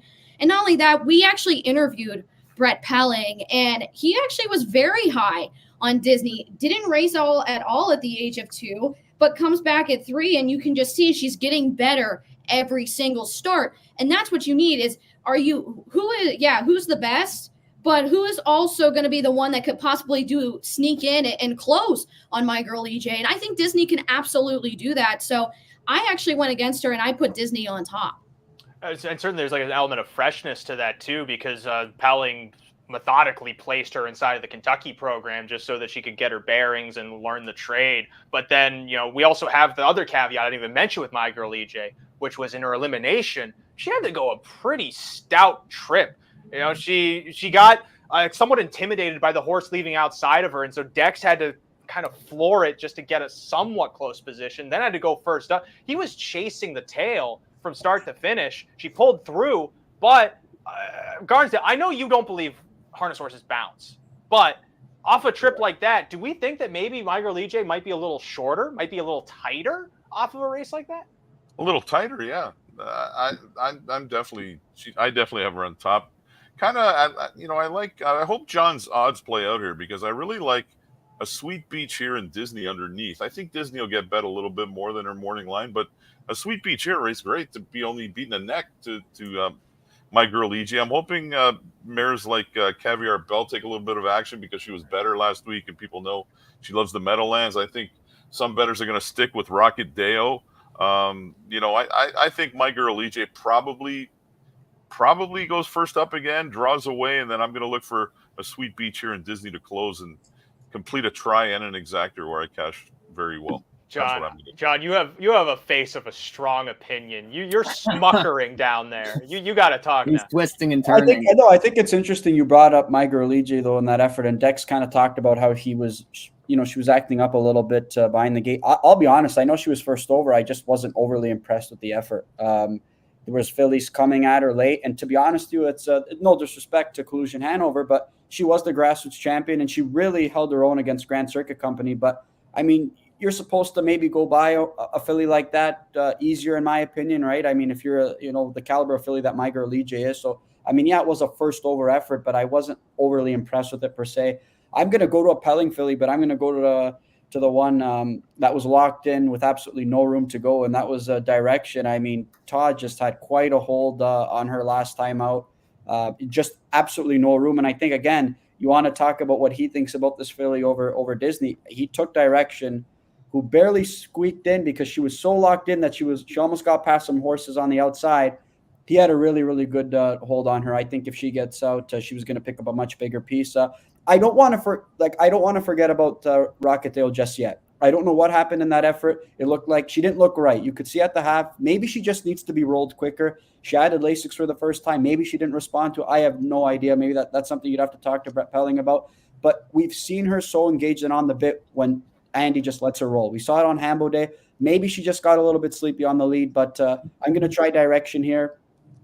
John, added Lasix off a win, and that's it's not something. It's something that you don't see often, right? Mike's right. You see all these good efforts, and she looked comfortable. But I'll tell you one thing. It's funny. Like, I'm talking about Direction here, and maybe we might be forgetting. It's a Love thing is starting to trend in the right direction again, and you might get a bit of a good price from the outside there. Maybe they're going to better based off her body of work. But again, I'm going to go Direction, but we just can't forget about It's a Love Thing, because that was a good effort when she did find room late in the mile up the inside. But You know what's interesting about her, John, is she's never found a second over trip all year. I don't think. Yeah, exactly. And she was the second over queen at 2, right? And she's been raced so hard. If she's on a helmet at the 3/4 and it's a live one, look out. Yeah, I want no part, to be honest. Like, I don't know how the betting's going to go in this race. I just want no part of My Girl EJ. She can win. I'm just talking, like, again, certain races when you see so much value on the tote board and horses who have ability to win a race. I just want no part of My Girl EJ in this spot. I was about to raise, but then Barnsdale made a good point, because I felt with It's a Love Thing, the only thing that kind of dissuaded me was the fact that she couldn't get by odds on Platinum in that super final. So I was kind of curious how you felt knowing that, along with how she performed when locked in the elimination. I think the sickness lingered for a while. Yeah. Otherwise, like, she blows odds on Platinum away when they're everything's equal, and I really think that sickness affected her for a few starts. And like you said, like John said, I mean, this could be one that pops and pays $62 and people say, how come nobody better, right? There's 30-1. You think she gets that lost in the sauce of everything? I think she's gonna get completely lost here from the 8-hole, honestly. I can't see her being under 20-1, honestly. So I don't know, no love for Caviar Bell at all from anybody. And, well, I mean, that's okay, but I'm the host. Since she's added Lasix, I think she has turned it around, and I do say that she does like this track. Maybe she was locked in last time. Also, she had some pop on the end of that mile. I do think that she's capable, especially if it heats up, and if My Girl EJ isn't quite herself, and you have horses that like to go up close. Collusion Hanover wants to go as adding Lasix. It's going to go again.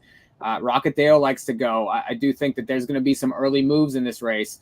So I think this is wide open. I don't want Disney. Like, you can't take Disney after you win at 66-1. I mean, what are you going to get this week? 7, 8, and like that horse can beat me. That's totally fine. And I don't think you could take My Girl EJ either. I mean, she was able to win a Breeders' Crown last year, but she was coming into that race a lot differently. You're going to have to pay the Dexter tax on that one too. I want others here. I'd be very spready, and I know Thomas likes It's a Love Thing a lot too. So. He's, that's one I think you do have to include, because when she's at her best, she has shown that she's better than these horses. Yeah, I'm of the impression inside this race, My Girl EJ is no higher than 6-5. Yeah, I think so. And so that I think that I don't see Caviar Bell really taking as much money as this Fairyland that Barnsdale thinks we're in. We saw how empty she was on Hambletonian Day, and we've seen that. That was bad. Yeah, she's fallen off the beaten path. But the race that she went inside that Breeders' Crown elimination was, as Ed says, a textbook elimination race based off how she's been going. You didn't really know where she was at fitness-wise, and the fact that she showed interest, especially given how she draws inside of this race. I feel that if anybody is going to get into a second over spot, it's going to be her. And as long as that elimination is indicative of her being somewhat back to the form that she was early in the season, then she might be able to get the jump on them, and this could be a game of inches. And so she's probably going to be, I think, maybe at least 6-1 inside this race, if not anything a little higher. And just given how things could fall in the shuffle, I think that's a good price too. But also, if we are in the Fairyland that Barnsdale is in, and It's a Love Thing is 30-1, you have to play It's a Love Thing. She should never be 30-1. You weren't saying 30-1 on that horse, were you? Well, he said she could pay 60. I might have slipped with that. I might have said she could pay. Yeah, you know what? You think she's less than 15-1? I don't. Oh yeah. Yeah, she's really. Yeah, she's gotta be at least least like Garnet, she was 6-5 in her elimination and got beat by a neck. I mean, she took a lot of support in that elim. She got beat by a neck. I don't know. I think post plays into a lot of. And I think you might get around. I think you'll get around. Honestly, I think you'll get around the morning line there if you get around 5-1, 6-1. But I mean, I think you're going to get ballpark at the number I have her rated on. Personally, I mean, all year she's been getting better. I don't think they're going to leave her off in double digits after she was 6-5 and beating her neck, right? As with every horse, I need to make sure whether they'll be the favorite. Ed, are you going to bet It's a Love Thing on Saturday? Can I address Kevin Plauch's comment first? I guess it probably pertains to one of your losing sports bets, but go ahead. Kevin can sleep on this and think about it, because he knows I know what he thinks it is, because I never told him what my bet was tonight. He's just guessing. Here's my answer to him. I live in the state of New York. I can't bet New York State college teams. So Syracuse at Pittsburgh is not a game I bet. So let him think on that for a bit. And I'm very happy. So he should be able to do some math and figure out the rest of this. Yeah, nothing with Pittsburgh. You're a Maryland resident. too. No, So I live in New York now. I'm in New York. I'm in Yonkers. Well, no, I know that, but I mean, maybe you could, have a workaround or something. Oh, I mean, I could have if I really wanted to, but yeah. So I found an old Ray Cotolo article press release to guide me on my path here because I wanted to remember this exactly correctly. Okay. This is going to be a mistake. Hullabaloo, 2021 Meadowlands Pace Elimination wins at 81-1. I did write. I loved 1-800 in that race. Comes up short. The race falls apart late, so you come back with 1-800 in the pace final. He loses, but that's not the point. And sorry, Mike, that's Charlie Mayer. Sorry. But Disney will not win. What did Thomas say? If Disney wins, we'll never have an opinion again. I'm kind of with him. Don't think Disney's the one. And she's still going to be a huge number if you do like her, though, for the record, even off that limb. Yeah, I'd like her to finish second or third. I come back with Rockadeo. The horse had to work. You left a little bit from post 8. Then you work to the top. Again, I know it's a 29 and change that quarter. It's not how fast we go. It's how we go fast. You work to get to the top. You made 2 moves. You get caught late. You finish 5th. You do get lucky to kind of sneak into the final. But, I mean, we can't just ignore that effort 2 back and really the body of work that Rockadeo was put in all year long. So this is the problem. Garnet, I don't think we're going to see 30-1 on this love thing, but it's one of those classic late races when you try to think about who's going to get bet. Somebody's got to get ignored. Who's going to be the one to be ignored? It could be it's a love thing. I don't think ignored means 30-1 here, but probably does mean close to double digits for whichever one's ignored. There's no shot of that happening. My girl EJ, it's a love thing. Rockadeo. Disney is probably nowhere near 8-1, so that horse probably don't take that much money. Direction might be a sneaky horse. That horse might take some money. So it'll be interesting to see how they choose to bet this one as well. But, alternatively, my girl EJ, I've liked a lot this year, so I'm not going to ignore her if she's going to go off with too high of a number. But I think she is fairly short in here. But again, we're having the same question. If Rockadeo is going to take money, and if It's a Love Thing is going to take money, and Direction is going to take money, and Caviar Bell's going to take money, then how short can my girl EJ really be? I feel like we deviated strongly from the press release you were quoting from me because that started sounding a lot more like your words than mine. But anyway, I come back with Rockadeo, and we're looking for a big price underneath, just rounding out a super, rounding out a try. I wish the horse drew better, but it'll help the number.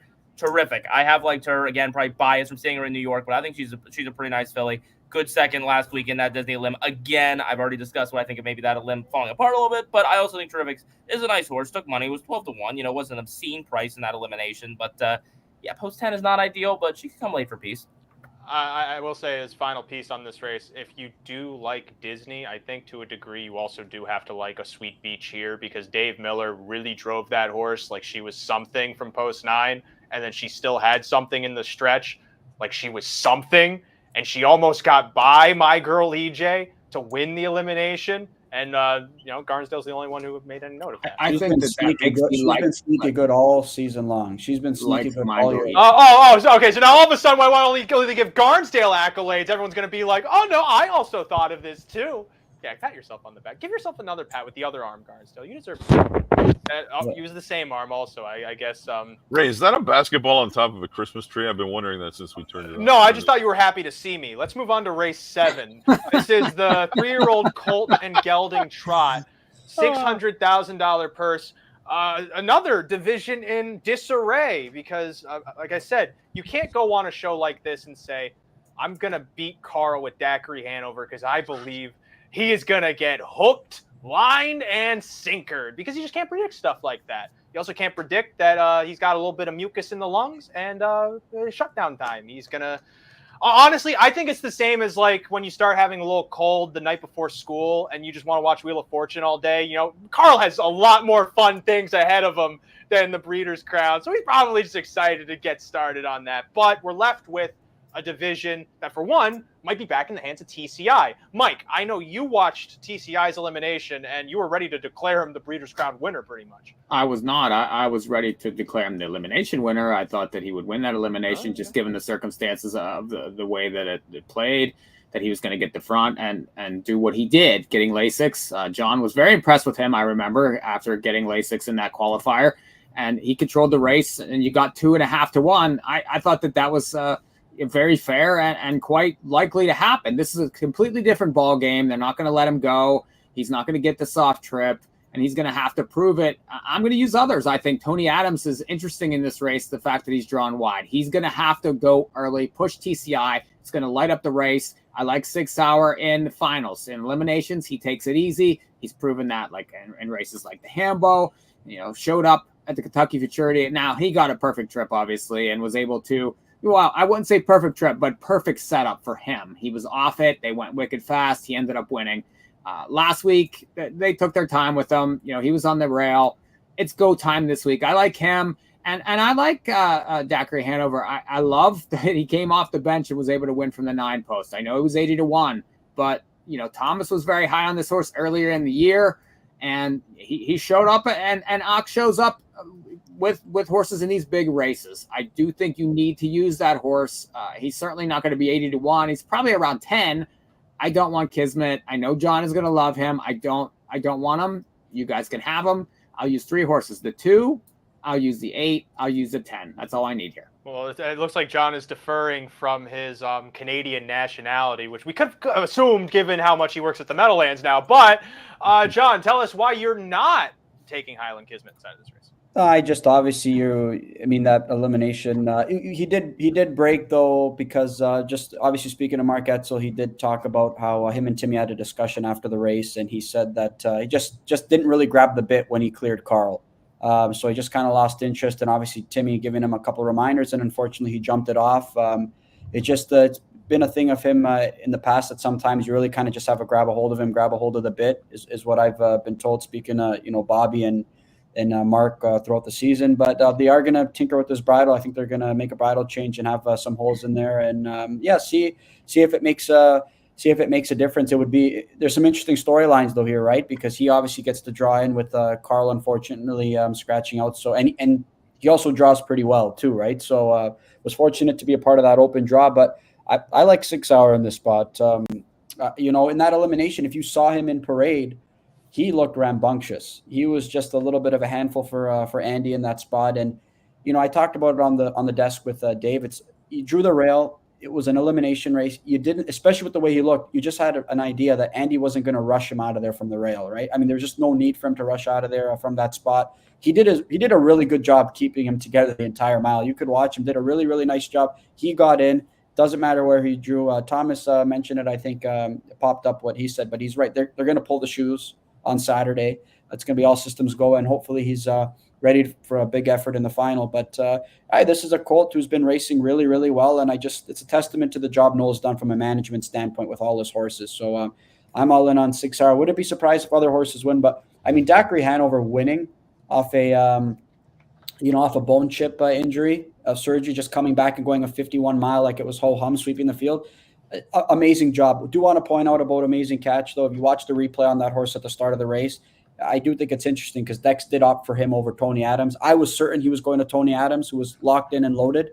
But Amazing Catch, you could see in that replay, his knee boot did fall off. I believe the buckle did snap off too. So maybe that did hinder him a little bit in the lane. But again, they're likely going to pull the shoes. We've seen that in all the major finals as well. So interesting to note that Dex did opt for that guy over Tony Adams, who I thought was better. But maybe it really did affect him in the lane.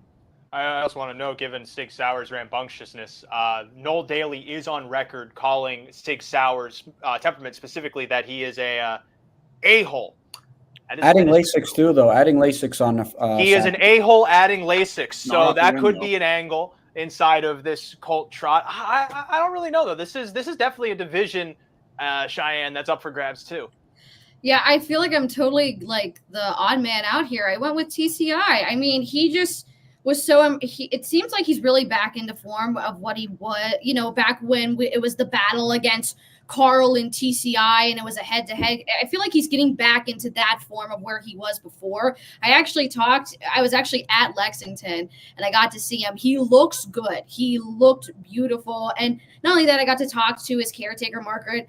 You don't love how he was in the bluegrass, right, where he finished 5th. Now, she said that there was some things that needed to be changed, and they were. The qualifier, he looked good. He closed really well. He made it look very easy. And then you see him in this LM, and he does the same thing here. So I put him on top over everything else, but I feel like there are some horses worthy of consideration, Amazing Catch being one of them. It looked like as soon as the gate swung open, Dexter was trying to go for the front, but realized he couldn't get there. So he had to pull the horse back and put him in a hole. And I think because of that, it really drained Amazing Catch. So coming down the stretch, he just didn't have as much oomph as he typically does.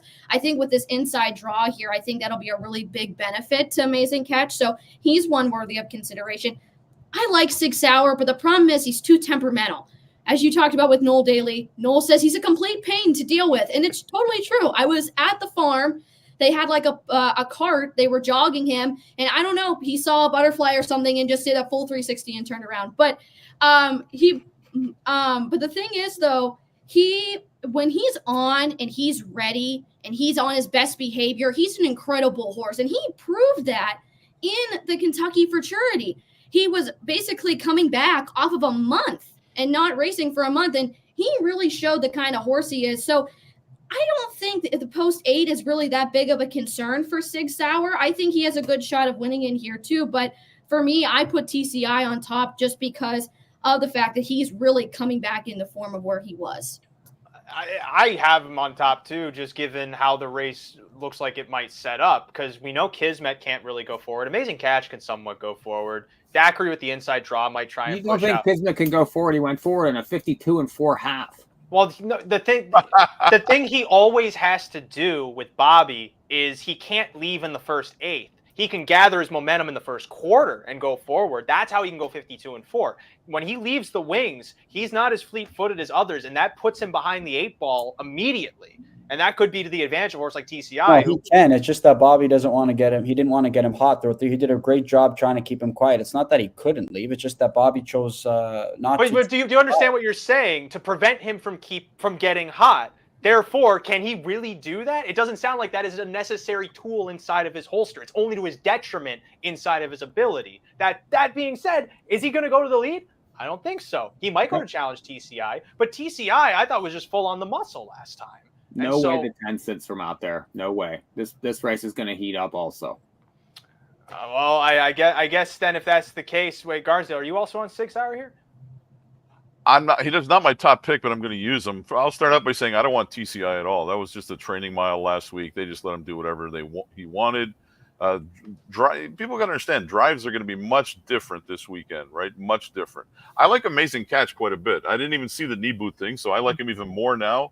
I thought he was just given an elimination drive. I mean, he pulled first up into a 26 4 final quarter. That was going to be an impossible catch for him. I think he leaves much harder this time.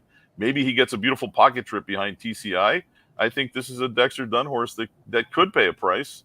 I'm probably just going to use him and Sig Sauer, who, like I said, I think both of them get much different drives in this race. And I really don't want TCI at all as the chalk.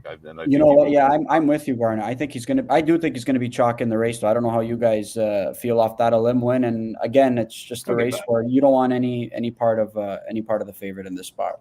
Well, my problem is that I feel like I'm kind of defaulted into him because Sig Sauer, I expected him to not have everything in the holster after what he did in the Kentucky Futurity. And so maybe he's able to get back to that 100% he was in the Futurity in a race like this. I don't. A lot of horses are making me ask questions. Well, I know TCI, he's going to go forward. I think he's capable of doing better. And so then the question is going to really, what's the board presenting me? I know he's probably going to be at the chalk side of this race, but Amazing Catch, he's going to get bet. Daiquiri Hanover, I don't want really much of a part of. I don't want to bet Tony Adams. Sig Sauer, I think, is going to be like, 7-2 inside of this race. So it's like my decisions are already kind of limited, at least at this juncture. Mr. Hatter, then, as always, who are you betting? So Ray, you're going to love me the rest of the show. We have entered the chalk hour of our Meadowlands Saturday night. Hoosier Park, that's where dreams go to die in the Breeders' Crown. That's how you get 209 to 1 shots where, again, we've discussed before. I bet the 9 in that race at 209 to 1 and the 8 wins at 209 to 1. I picked the wrong 209 to 1 shot in that race, and I'm still bitter about it. Admittedly, just picking numbers and bitterly trying to get back my losses. You should be. Like, I had a 50-50 shot at picking one of the 299 to 1 shots. TCI. Not because I like him. because I hate everybody else. This entire show, like from Barnsdale's angle, it's just, I like this horse because I can't stand him. Because I don't like anybody else. My man Carl's gone, so, Carl TCI, I sided with Carl all year. Actually, I sided with TCI all last year over Carl. Now Carl's gone, so I'm back to TCI. Hey, Kismet in this spot. I'll book bets. Anybody out there, whatever it is, add an extra 20 cents or whatever. I'll book bets on Kismet or whatever you want. Bobby Saturday. Reed will take I don't it. know. 20 I don't cents? know if you've got you should have an opinion in a trot race here, because you did like Carl from the second tier a lot on a futurity day. I mean, I'm sorry, Edison. Like that was like in a deep field like that, you shouldn't want any part of Carl from the That second. might as well have been Taylor Swift there. Yeah, That's how. yeah. Yeah. So I'm sorry, Edison. Your opinion. No Tony Adams, no Sig Sauer, no Greenspan, no Security Protected, no Amazing Catch, no Zachary Hammer. There's nothing left but TCI. You take TCI, you turn the page, and come on, Ray, give me race 8. Come on. Okay, Let's I gotta some get the more talk. I'm gonna get the graphic. Gosh damn it, I did 7 again. Okay, there we go. Race 8, open pace. To be fair, Ed, this is another conundrum, because you watch how By the Missile races, and you're genuinely like, how does anyone inside this field beat him unless they go like 51 to the half? They don't. Well, I said it in Lexington, or after the Hoosier Park race. That's when we saw that he's back. That was the sign. Cannot believe the price he was in Lexington, only for me to lose it all in Carl 2 races later, whatever John says, which is probably true. But good of him last week. He's the one to beat to me. A buck a bet, obviously, has been very, very good this year, especially at the Meadowlands. But I just think By the Missile, he is fully back in form. He is fully the one to knock off. Probably short price, but again, come on, Ray. Sometimes you just got to take chalk and move on. Well, I hate doing that, especially when I'm the guy where they're like, hey, you know what you're talking about, and you can make people money. We're going to pay you to not give us the obvious. And I'm like, God, I can't. I watched By the Missile. I saw Coach Stefanos fly at him. Barnsdale saw it too. Coach Stefanos was coming at him. All Yannick had to do was go tap, tap, and he was fine. So it's like, how do you beat him? How? How do you beat By the Missile? I like Buck. I'm going to take a Buck bet because he's going to be a better price. I did mention Coach Stefanos last week as a price player in that elimination, and he did prove he's cut a wicked kick. He gets good this time of year. Mm-hmm. Do not sleep on him. He's maybe worth a C-type use in multis. By the Missile's awesome, but a Buck bet I thought was interesting. He looked dead in the stretch, and then he just kept coming. He could, if he trips out, he can win and beat By the Missile over this racetrack. So, and I don't know. He's not going to be 8-5. I think he'll be a little higher than that because By the Missile is going to be sub even money in here. Other horses will take money. Maybe it's my show a little bit. Ruthless Hanover certainly took money and his elimination. So I'll try a Buck a bet, but you can. You use think he's going to be 8-5 from the 8 hole in this race? I think he's more. Yeah. By the Missile is going to be shorter because Murray's correct. By the Missile is okay. By the Missile is the second most probable winner of the weekend. Ray, this is good. We are into the good part of the card. We still have a race coming up where we have a 4-5 morning line favorite, Ray. Oh, well, we better rush through then. You on that one too? Well, we better rush through this open pace then. So Mike on a Buck a bet. John, you mentioned, though, with a Buck a bet, you talked with Andrew Harris. You got word that the only thing about the Hambletonian Day mishap is that just didn't like the hot weather. Weather's getting colder. Is that anything? Is that something? It's not going to affect us here. The Breeders' Crown race that night, so it's not going to affect us in this spot. But I do like a Buck a bet. I thought that was a nice effort. Mike touched on it. Loved Ruthless Hanover in that spot. Absolutely loved him. I thought, in an elimination race, he's going to go down the road, and his qualifier was super. That's actually one of the better races I've seen from him, qualifier or race. So he looked great. And the fact that a Buck a bet Hanover, it looked like he was put away because Ruthless was going so fast. The fact that he was able to re-engage in that mile and still pace home so quick. Again, Ruthless is going to try and make front from the pole position, regardless of where he's lined up on the gate. And if a Buck a bet Hanover is kind of within striking distance, I do think he could pick off some tired horses late. I don't know where By the Missile is going to be, whether he wants to try and cut the mile or sit a tool, but any of those horses that can stay within the pace are going to have equal opportunity to get the win. And I want the one who's going to be a better price, so I'm going to take a Buck a bet. A better price. So he's going to be what? Probably 7-2, like Mike said inside of this race, versus By the Missile is probably what's By the Missile at the lowest? Is he really 1-5 inside of this? Oh, race? Buck a bet's going to take money. He was even money last time. He lost by a nose. So I really do think you're going to see money being divided. That's kind of why I made 6-5 and 8-5. I don't know though. By the Missile was 1-9. Ray, Ray, I say this, and we all know me. We know I truly mean this when I say this. If By the Missile is 4-5, I'll make him less. So that basically means the highest that By the Missile can be is 3-5 inside of this final. I feel like the only way By the Missile can just based off of how he's been racing is if Yannick just makes a big mishap of judgment. And like if he somehow sits the pocket to Ruthless, which I don't think he will. I think he can easily get by Ruthless and get to the lead. And so at that point, then it's really like who wants to challenge him, because he might get an easy lead. Yeah, but Ruthless don't like to sit the pocket. Like I know he doesn't like to sit the pocket, but By the Missile can get the lead in 25 and 4. He can easily get by Ruthless. Do you think Ruthless is just going to circle back and then Yannick's going to want to sit the tool? If he does, that might work for him. Like it feels like the only way that he loses genuinely is if you're betting on whether Yannick makes a bad decision or not. And the horse has been good enough where he might be able to overcome that. Hey, John, quick question for you before I got to slip out. I'm sorry. But speaking of $5,000 win bets, important question. Last time the Breeders' Crown was the Meadowlands, they had on the Saturday night 8 $5,000 win bet winners. They bet those $5,000 into the win pool, and given the overall size of the win pool, that drastically affected odds. Are they doing that again? I don't honestly. I don't know about any of that, but that's not being advertised anywhere. Interesting. Yeah, I don't think they are, but that was interesting 3 years ago. Really, if they pick the favorite, it really they're obviously not doing that. They're not doing that. No, if they pick the 20-1 shot, that's where it should be. Sources say they are not doing it, and I've got good sources. John is sources. Cheyenne. Right now we're divided between two horses. Are one of them yours? By the Missile is launched. He's back. I mean, I just don't see him getting beat. There are horses worthy of consideration, as we've all brought up, a buck a bet, Coach Stefanos. I also like Ruthless Hanover, but again, he likes the front, so he's not going to sit second or third. I just don't think that's going to happen.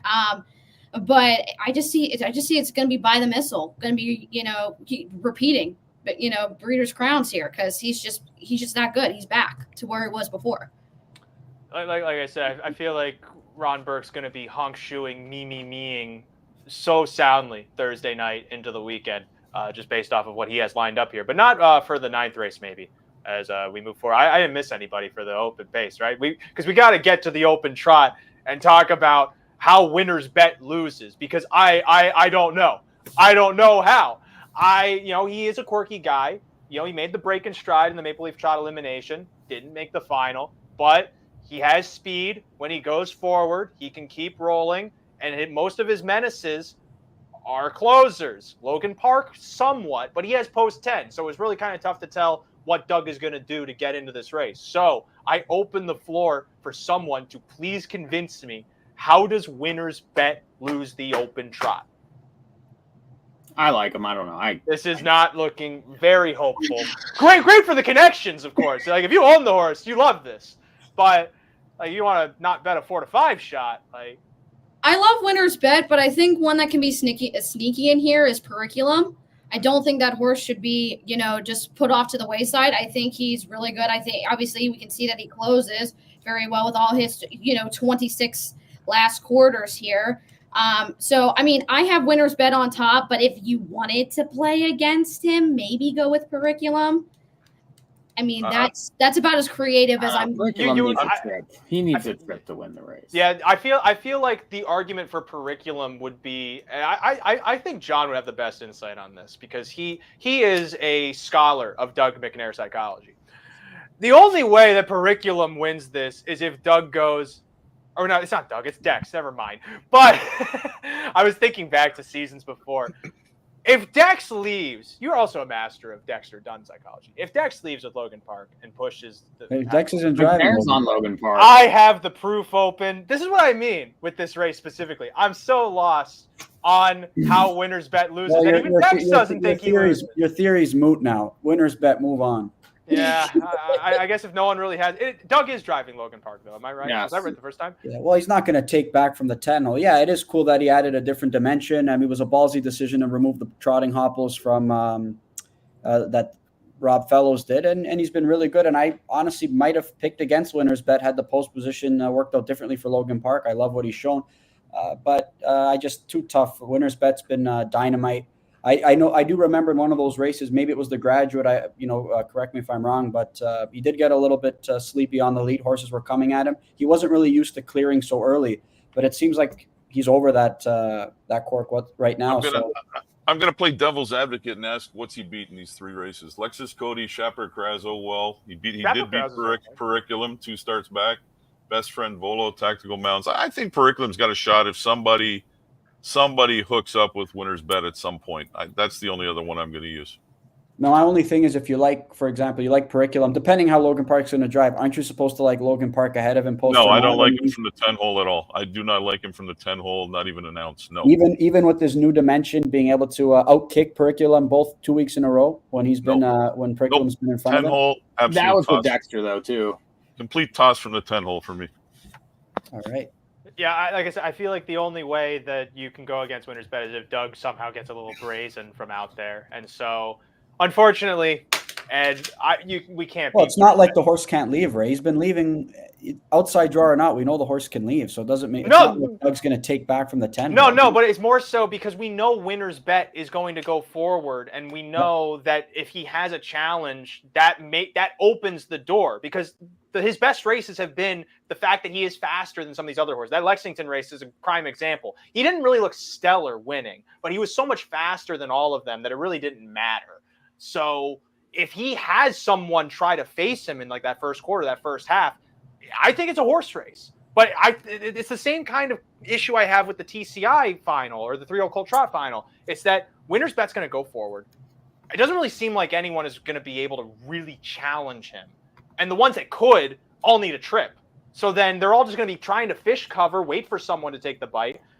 And so in my mind, that only means that if Logan Park really fires forward, then you can go off a Winner's Bet. But Hatter, I don't think that is the case. Ray, what if I told you I'm not taking Winner's Bet? And you said you love a 4 to 5 shot. You taking up your Dale? No. John's already alluded to it. It's well. Post 11. We love that second tier. Oh my God. No, we are deeply in the chalk horse show. It is Winner's Bet and turn the page. If he is 4 to 5, I will make him not 4 to 5. That's a promise that he will keep. I will mention for the exotics, though, you got to use Hill Exotic. That horse has been racing really well for Todd Luther. 10th race, 3-year-old colt and gelding pace. I imagine we don't have much else to add about the open trot. This is an interesting division, given that it does feel like there are 3 main horses and then the rest of them. But let's not forget that a little horse by the name of Artist's View was able to be one of the rest of them and beat a horse that many now know to be a fairly significant one and Always a Virgin, father of Always Be Mickey. But history aside, we got Mirage Hanover inside, Nijinsky to his outside, and then we have whoever the other one is, Captain Albano from there. Do we feel it's one of those 3, or is the door? Let's first open. Does anyone outside of those first 3 really stand a good chance to win inside of here from a betting standpoint? This is the Winner's Bet conundrum I'm in too. I am in the conundrum also that I don't see how Captain Albano loses. Oh my God. That's correct, Ray. It is full chalk time. It is Captain Albano. By the way, I'm reading an article just got released from Ken Weingartner about Ron Burke. Mm-hmm. Just for anybody listening out there that cares for information tomorrow night, looks good in Lulu. The best filly he's ever trained ever. She's got 3 lungs. Just never gets tired. She's got a great attitude, loves her job, a perfect horse, and I've got to just spare for a minute. Sorry. Hold on. Let me add to that. I'm going to do you one better. Yannick Gingras said that was the best 2-year-old filly pacer that he's ever driven. Looks good. Now I really want to bet against her. We have.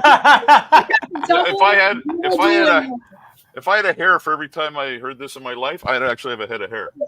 Breaking news: trainers love their horses. Yeah, apparently, they grow extra lungs too in that barn. I don't know. I was gonna say, Cheyenne, you're with the USTA. Is it regulation allowed to have 3 lungs? That's on the list for next year. Yeah, that must be at the board meeting for 2025. No comment.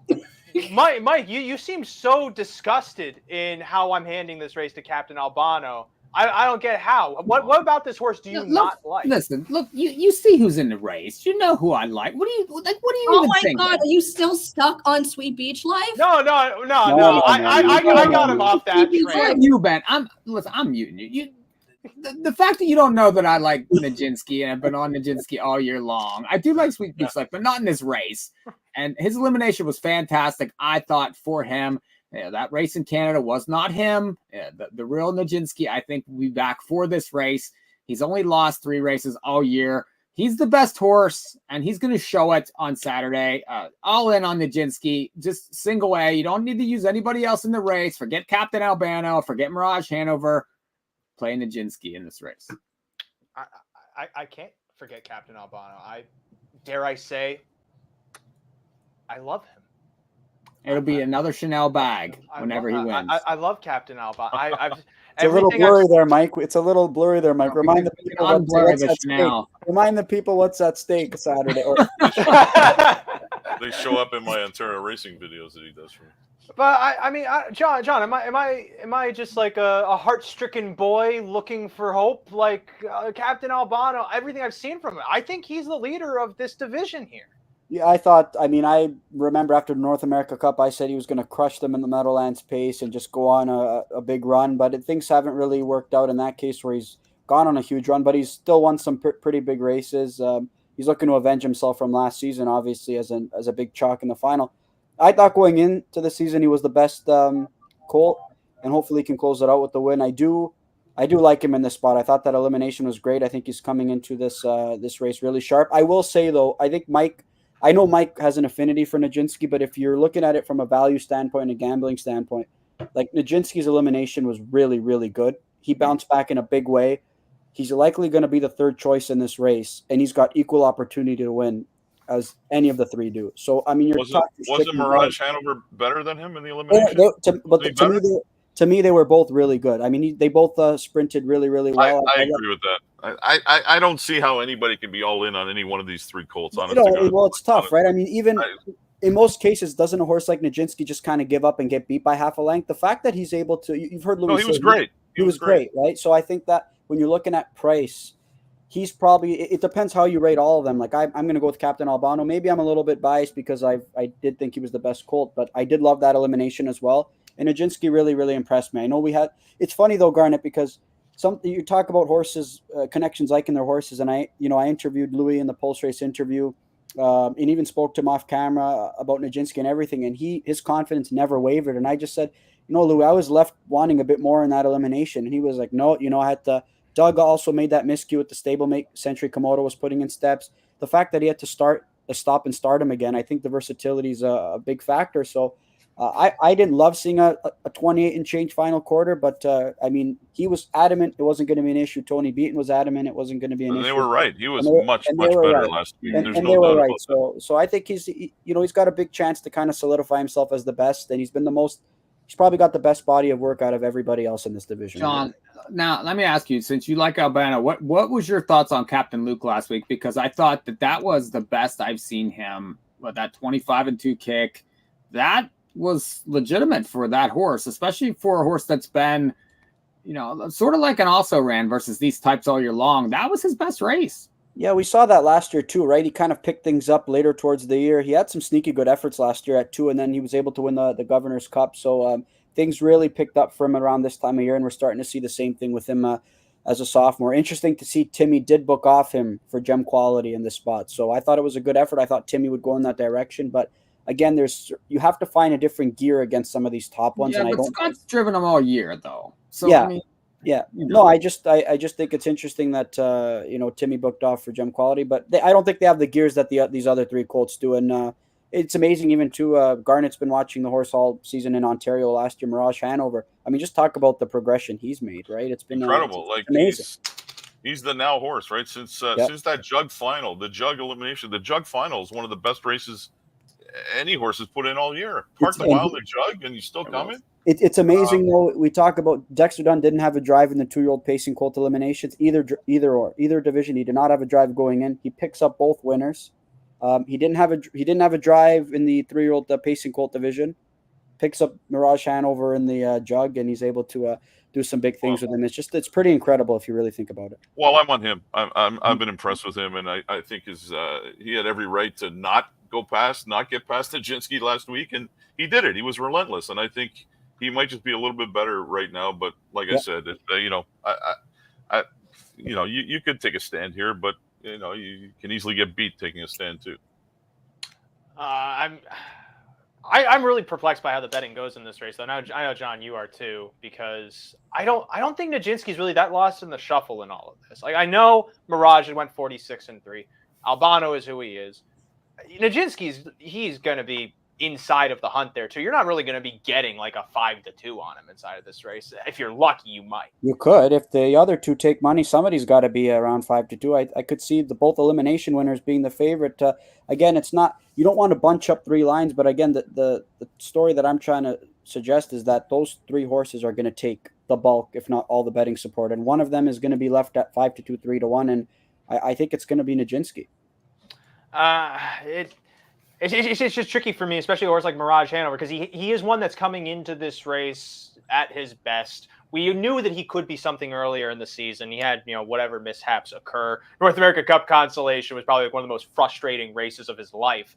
But Cheyenne, you were kind of talking about this too with some of the other horses earlier. He's coming off that 40. I feel like that 46-3 mile. Like, I know he's fast. He's always been good off of a helmet, but in this type of situation, especially with that rail draw, I'm not necessarily entirely sold that he is like the second best or the best of these three main contenders.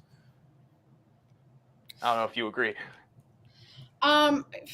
For me, I totally agree. I would say I feel like I have like a list. Like, I love Captain Albano. I mean, he had a rough start in the beginning of there, but when he went into the Adios, I feel like that race was like a confidence booster for him. And when he won that race, he kind of got his momentum back and kind of showed us who he really was. And then when he won the jug, he was just so impressive there. And then not only that, Noel has done such a good job of managing Captain and putting him in the right spots, knowing where he can win and knowing where he can improve. And he said in the interview with us, basically, we're skipping Lexington because of these back-to-back heats. It's a lot on a horse. He can't, so then he puts him in the elimination. He did not disappoint. He shows us that he's one of the best, and he's back to what he was at 2, and he's now even better than that. So I feel like it's hard to go away from Captain Albano, but Mirage Hanover is getting sharp at the right time, as you guys have all said, and I couldn't agree more. Nijinsky, I feel like would be in that third slot of winning just because he got beat by a head, which isn't like that big of a deal. But being said, he just hasn't, ever since the jug, he just hasn't been 100%, I don't think. So I have Captain Albano on top, but there are some horses worthy of consideration. One horse I would throw, I think would be worthy of throwing into a try is Time Is On My Side. He was really good. I mean, he closed in 26-1, 148-4. He is definitely like his half brother Forever Boy, where he's just getting better as the season closes. And I think that's going to be how it is for Time here. Do I necessarily think he's going to win against Captain? No, but I definitely think that horse is going to go for a price. It might be good to throw into your trifectas and superfectas, but I can't really get around Captain Albano here. I like the approach simply because otherwise the trifecta is going to pay like $4 with the top three horses. But Hatter, since you have so graciously hopped back in, please rail in the end of this conversation on why Captain Albano truly is going to win here. Can you preface me like you have the last few races, Ray? What's the number we expect? What's the lowest Captain Albano can be? Inside of this race, I think 8-5. 4-5. I'll make him less than 4-5, Ray. And that is a promise.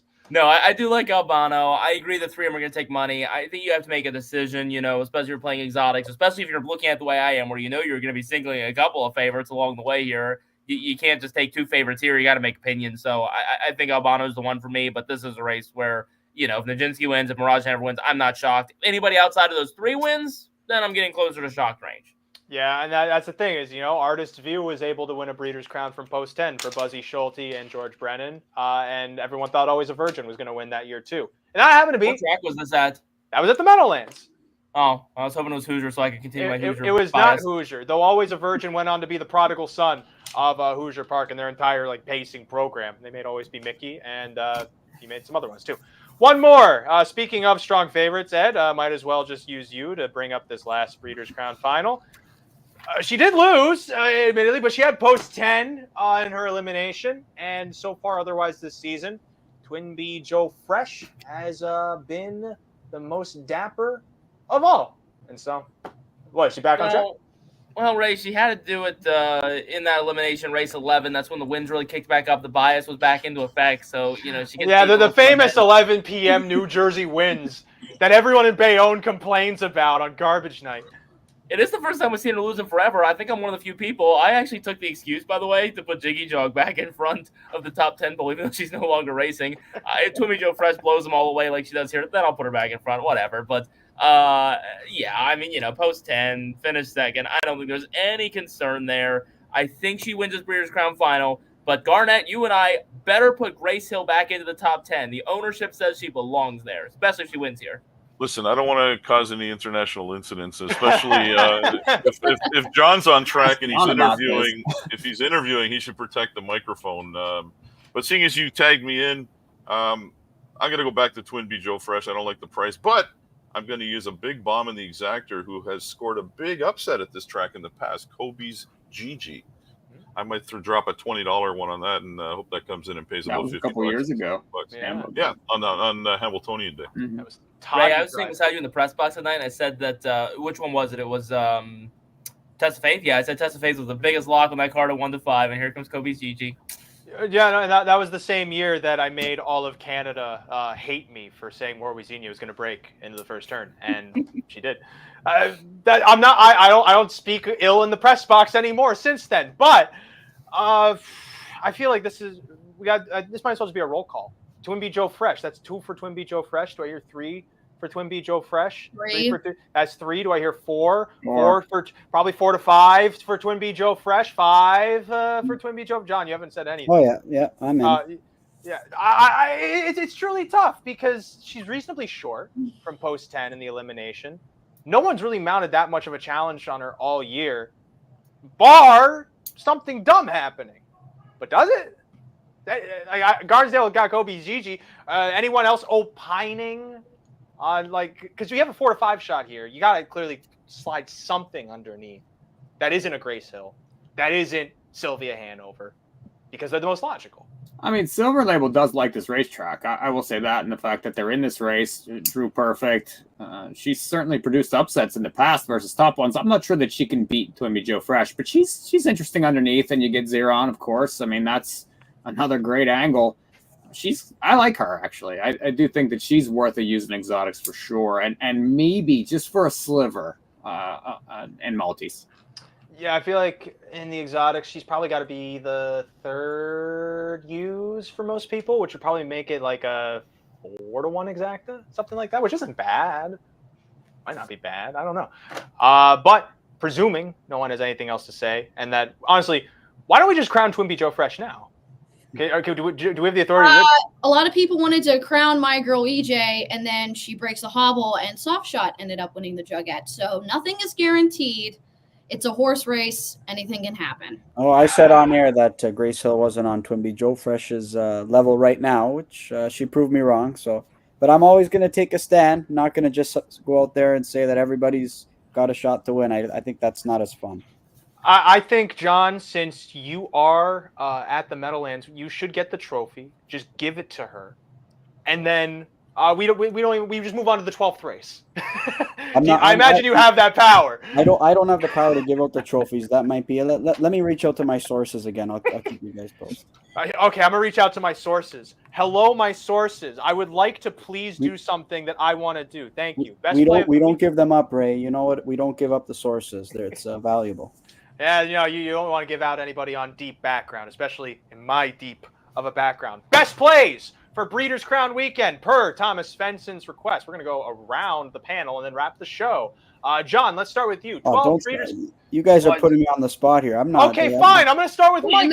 You've had more time with these PPs than any of us. Yeah, well, I don't know who you like. No, I don't know who the best one is. Okay, well, John's going to go last then. Mike, you reiterate your best play for this weekend. Breeders' Crown 2024 at the Meadowlands Racetrack. Saturday, race 4, open mares, Nelson Bright Eagle. Agree very much with Thomas Benson. This horse was fantastic at Lexington. I really loved her race at Delaware in the Miss Versatility final. She's coming into this the right way. She's been supplemented in here.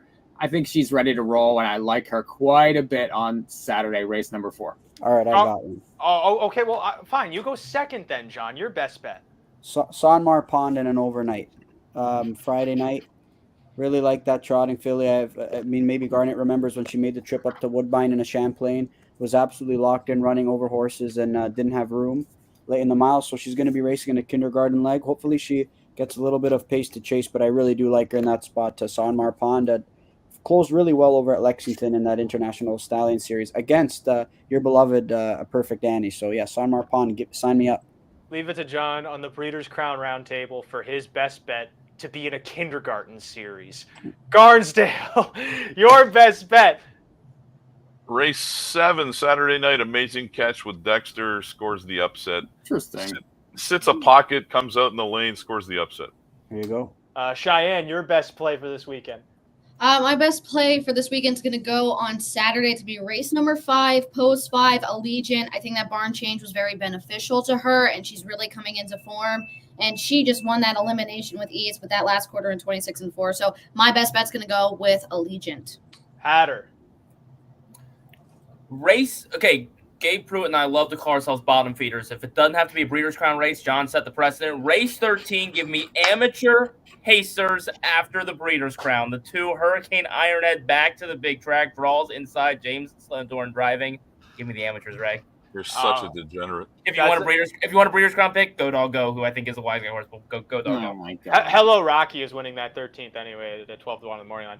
I'm last. My best bet is going to be first as Blueprint in the 2-year-old colt and gelding pace. I think he probably offers the best price of at least the horses I'm really high on for the 12 Breeders' Crown Finals. And I'm hoping Ronnie Wren, can be a little bit clever with all of the other Burke horses inside of the race. He can work a nice little trip, have some fight. The horses had fight all season long, and maybe just this time around in a different dimension can break through in that 2-year-old colt and gelding pace, and maybe, hopefully, 10-1.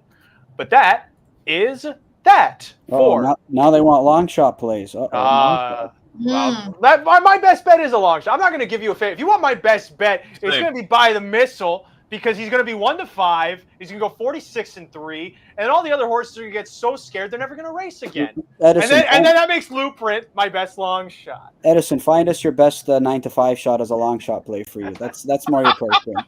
That's great. I think Slendorn on that horse is at least 6-1 in that amateur race. I think Ray's got the right shot. That 12-1 shot's getting bet down. We got Caviar Bell, I think, for me. Will be a long shot. She won't. I know she's 5-1 morning line, but she'll be way more than that in race number 6 Saturday. Caviar Bell. She could also be. I hate It's a Love Thing, but I'll take the 30-1 as a long shot if Garnet's saying Okay. Okay. Garnet was a little dazed at that moment. She's not going to be 30-1, but I think she could be 10-1. I agree with that though. That'd be a pretty good one too. Cheyenne, you happen to have a long shot on offer since we're doing this all of a sudden? No, I don't. I would probably say maybe the long shot here, if something crazy would happen, would be It's Academic. But like I said, that's a super long shot. I thought you liked Disney. Yeah, that's going to be a long shot. There's your long shot. Could be considered a long shot. I can go with her too. She definitely will be a long shot. Well, she'll be a long shot. For me, it would be Disney for sure. They put me on the spot. I wasn't prepared, guys. I'm sorry. I wasn't prepared for any of this show either. No best bets are long shots. So, Ray, I think we should add more to your emails next time, Ray. I'm just saying. Ray, we should just have Gabe Pruitt on the show. Ask Garnet. Garnet can attest to this on Hamiltonian Day. I walk in with like $5,000 in cash. I think Gabe Pruitt doubled me. He's got like $10,000 in cash. That's what we just need is 2 of us, and that's how you know where your odds are going. Yeah, Edison came in with like a tough guy and pull out a stack, and then Gabe just. The only thing is that doesn't. I don't know if Gabe's goes in the win pool. Gabe's a savant. I don't know. He doesn't just find 1-5 shots to fire on like you. Both Gabe and I like the pick 4s a lot. So that's your clue as to where ours go a lot. And in the last note that I will only answer: favorite against, ideally all of them. Every favorite I had to tout on this show, I did so behind a false smile. And with TCI, I agree. Take a screenshot of that Mike's background. Take a screenshot of it now that it's clear. There's going to be another bag after Nijinsky gets it done. Start to count, boy. Nijinsky. 12 Breeders' Crown 5. There's no other weekend. I liked when it was one night, but also one night for 12 races is a lot. But it's a great weekend of action. The $7 million. There's nothing like it inside the sport of harness racing. Really the prime weekend we all look forward to. Of course, Hambletonian Day, the best day. This is the greatest weekend in all of harness racing.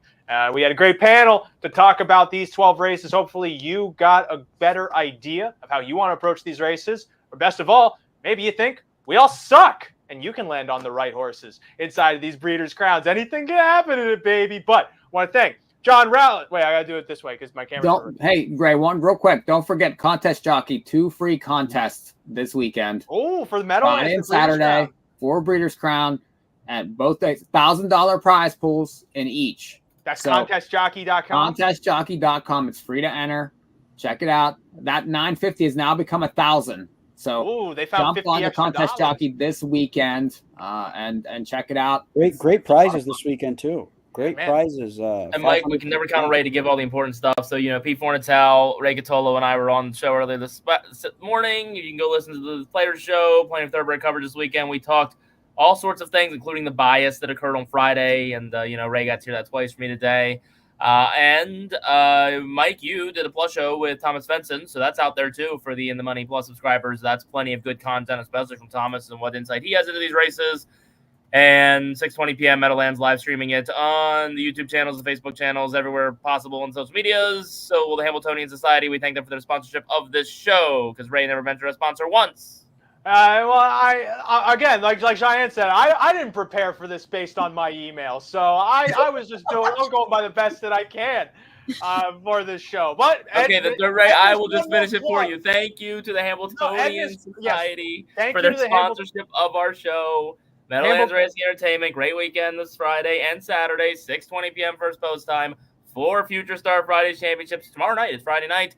Saturday night, the remaining 8 championships. Best of luck to you and your wagers. We'll talk to you next time here on the In the Money Media Network. Well, wait, there's one more plug that you missed, Ed, and it's for the post show where I'm just going to beat you up in front of a live studio audience for this bias thing you keep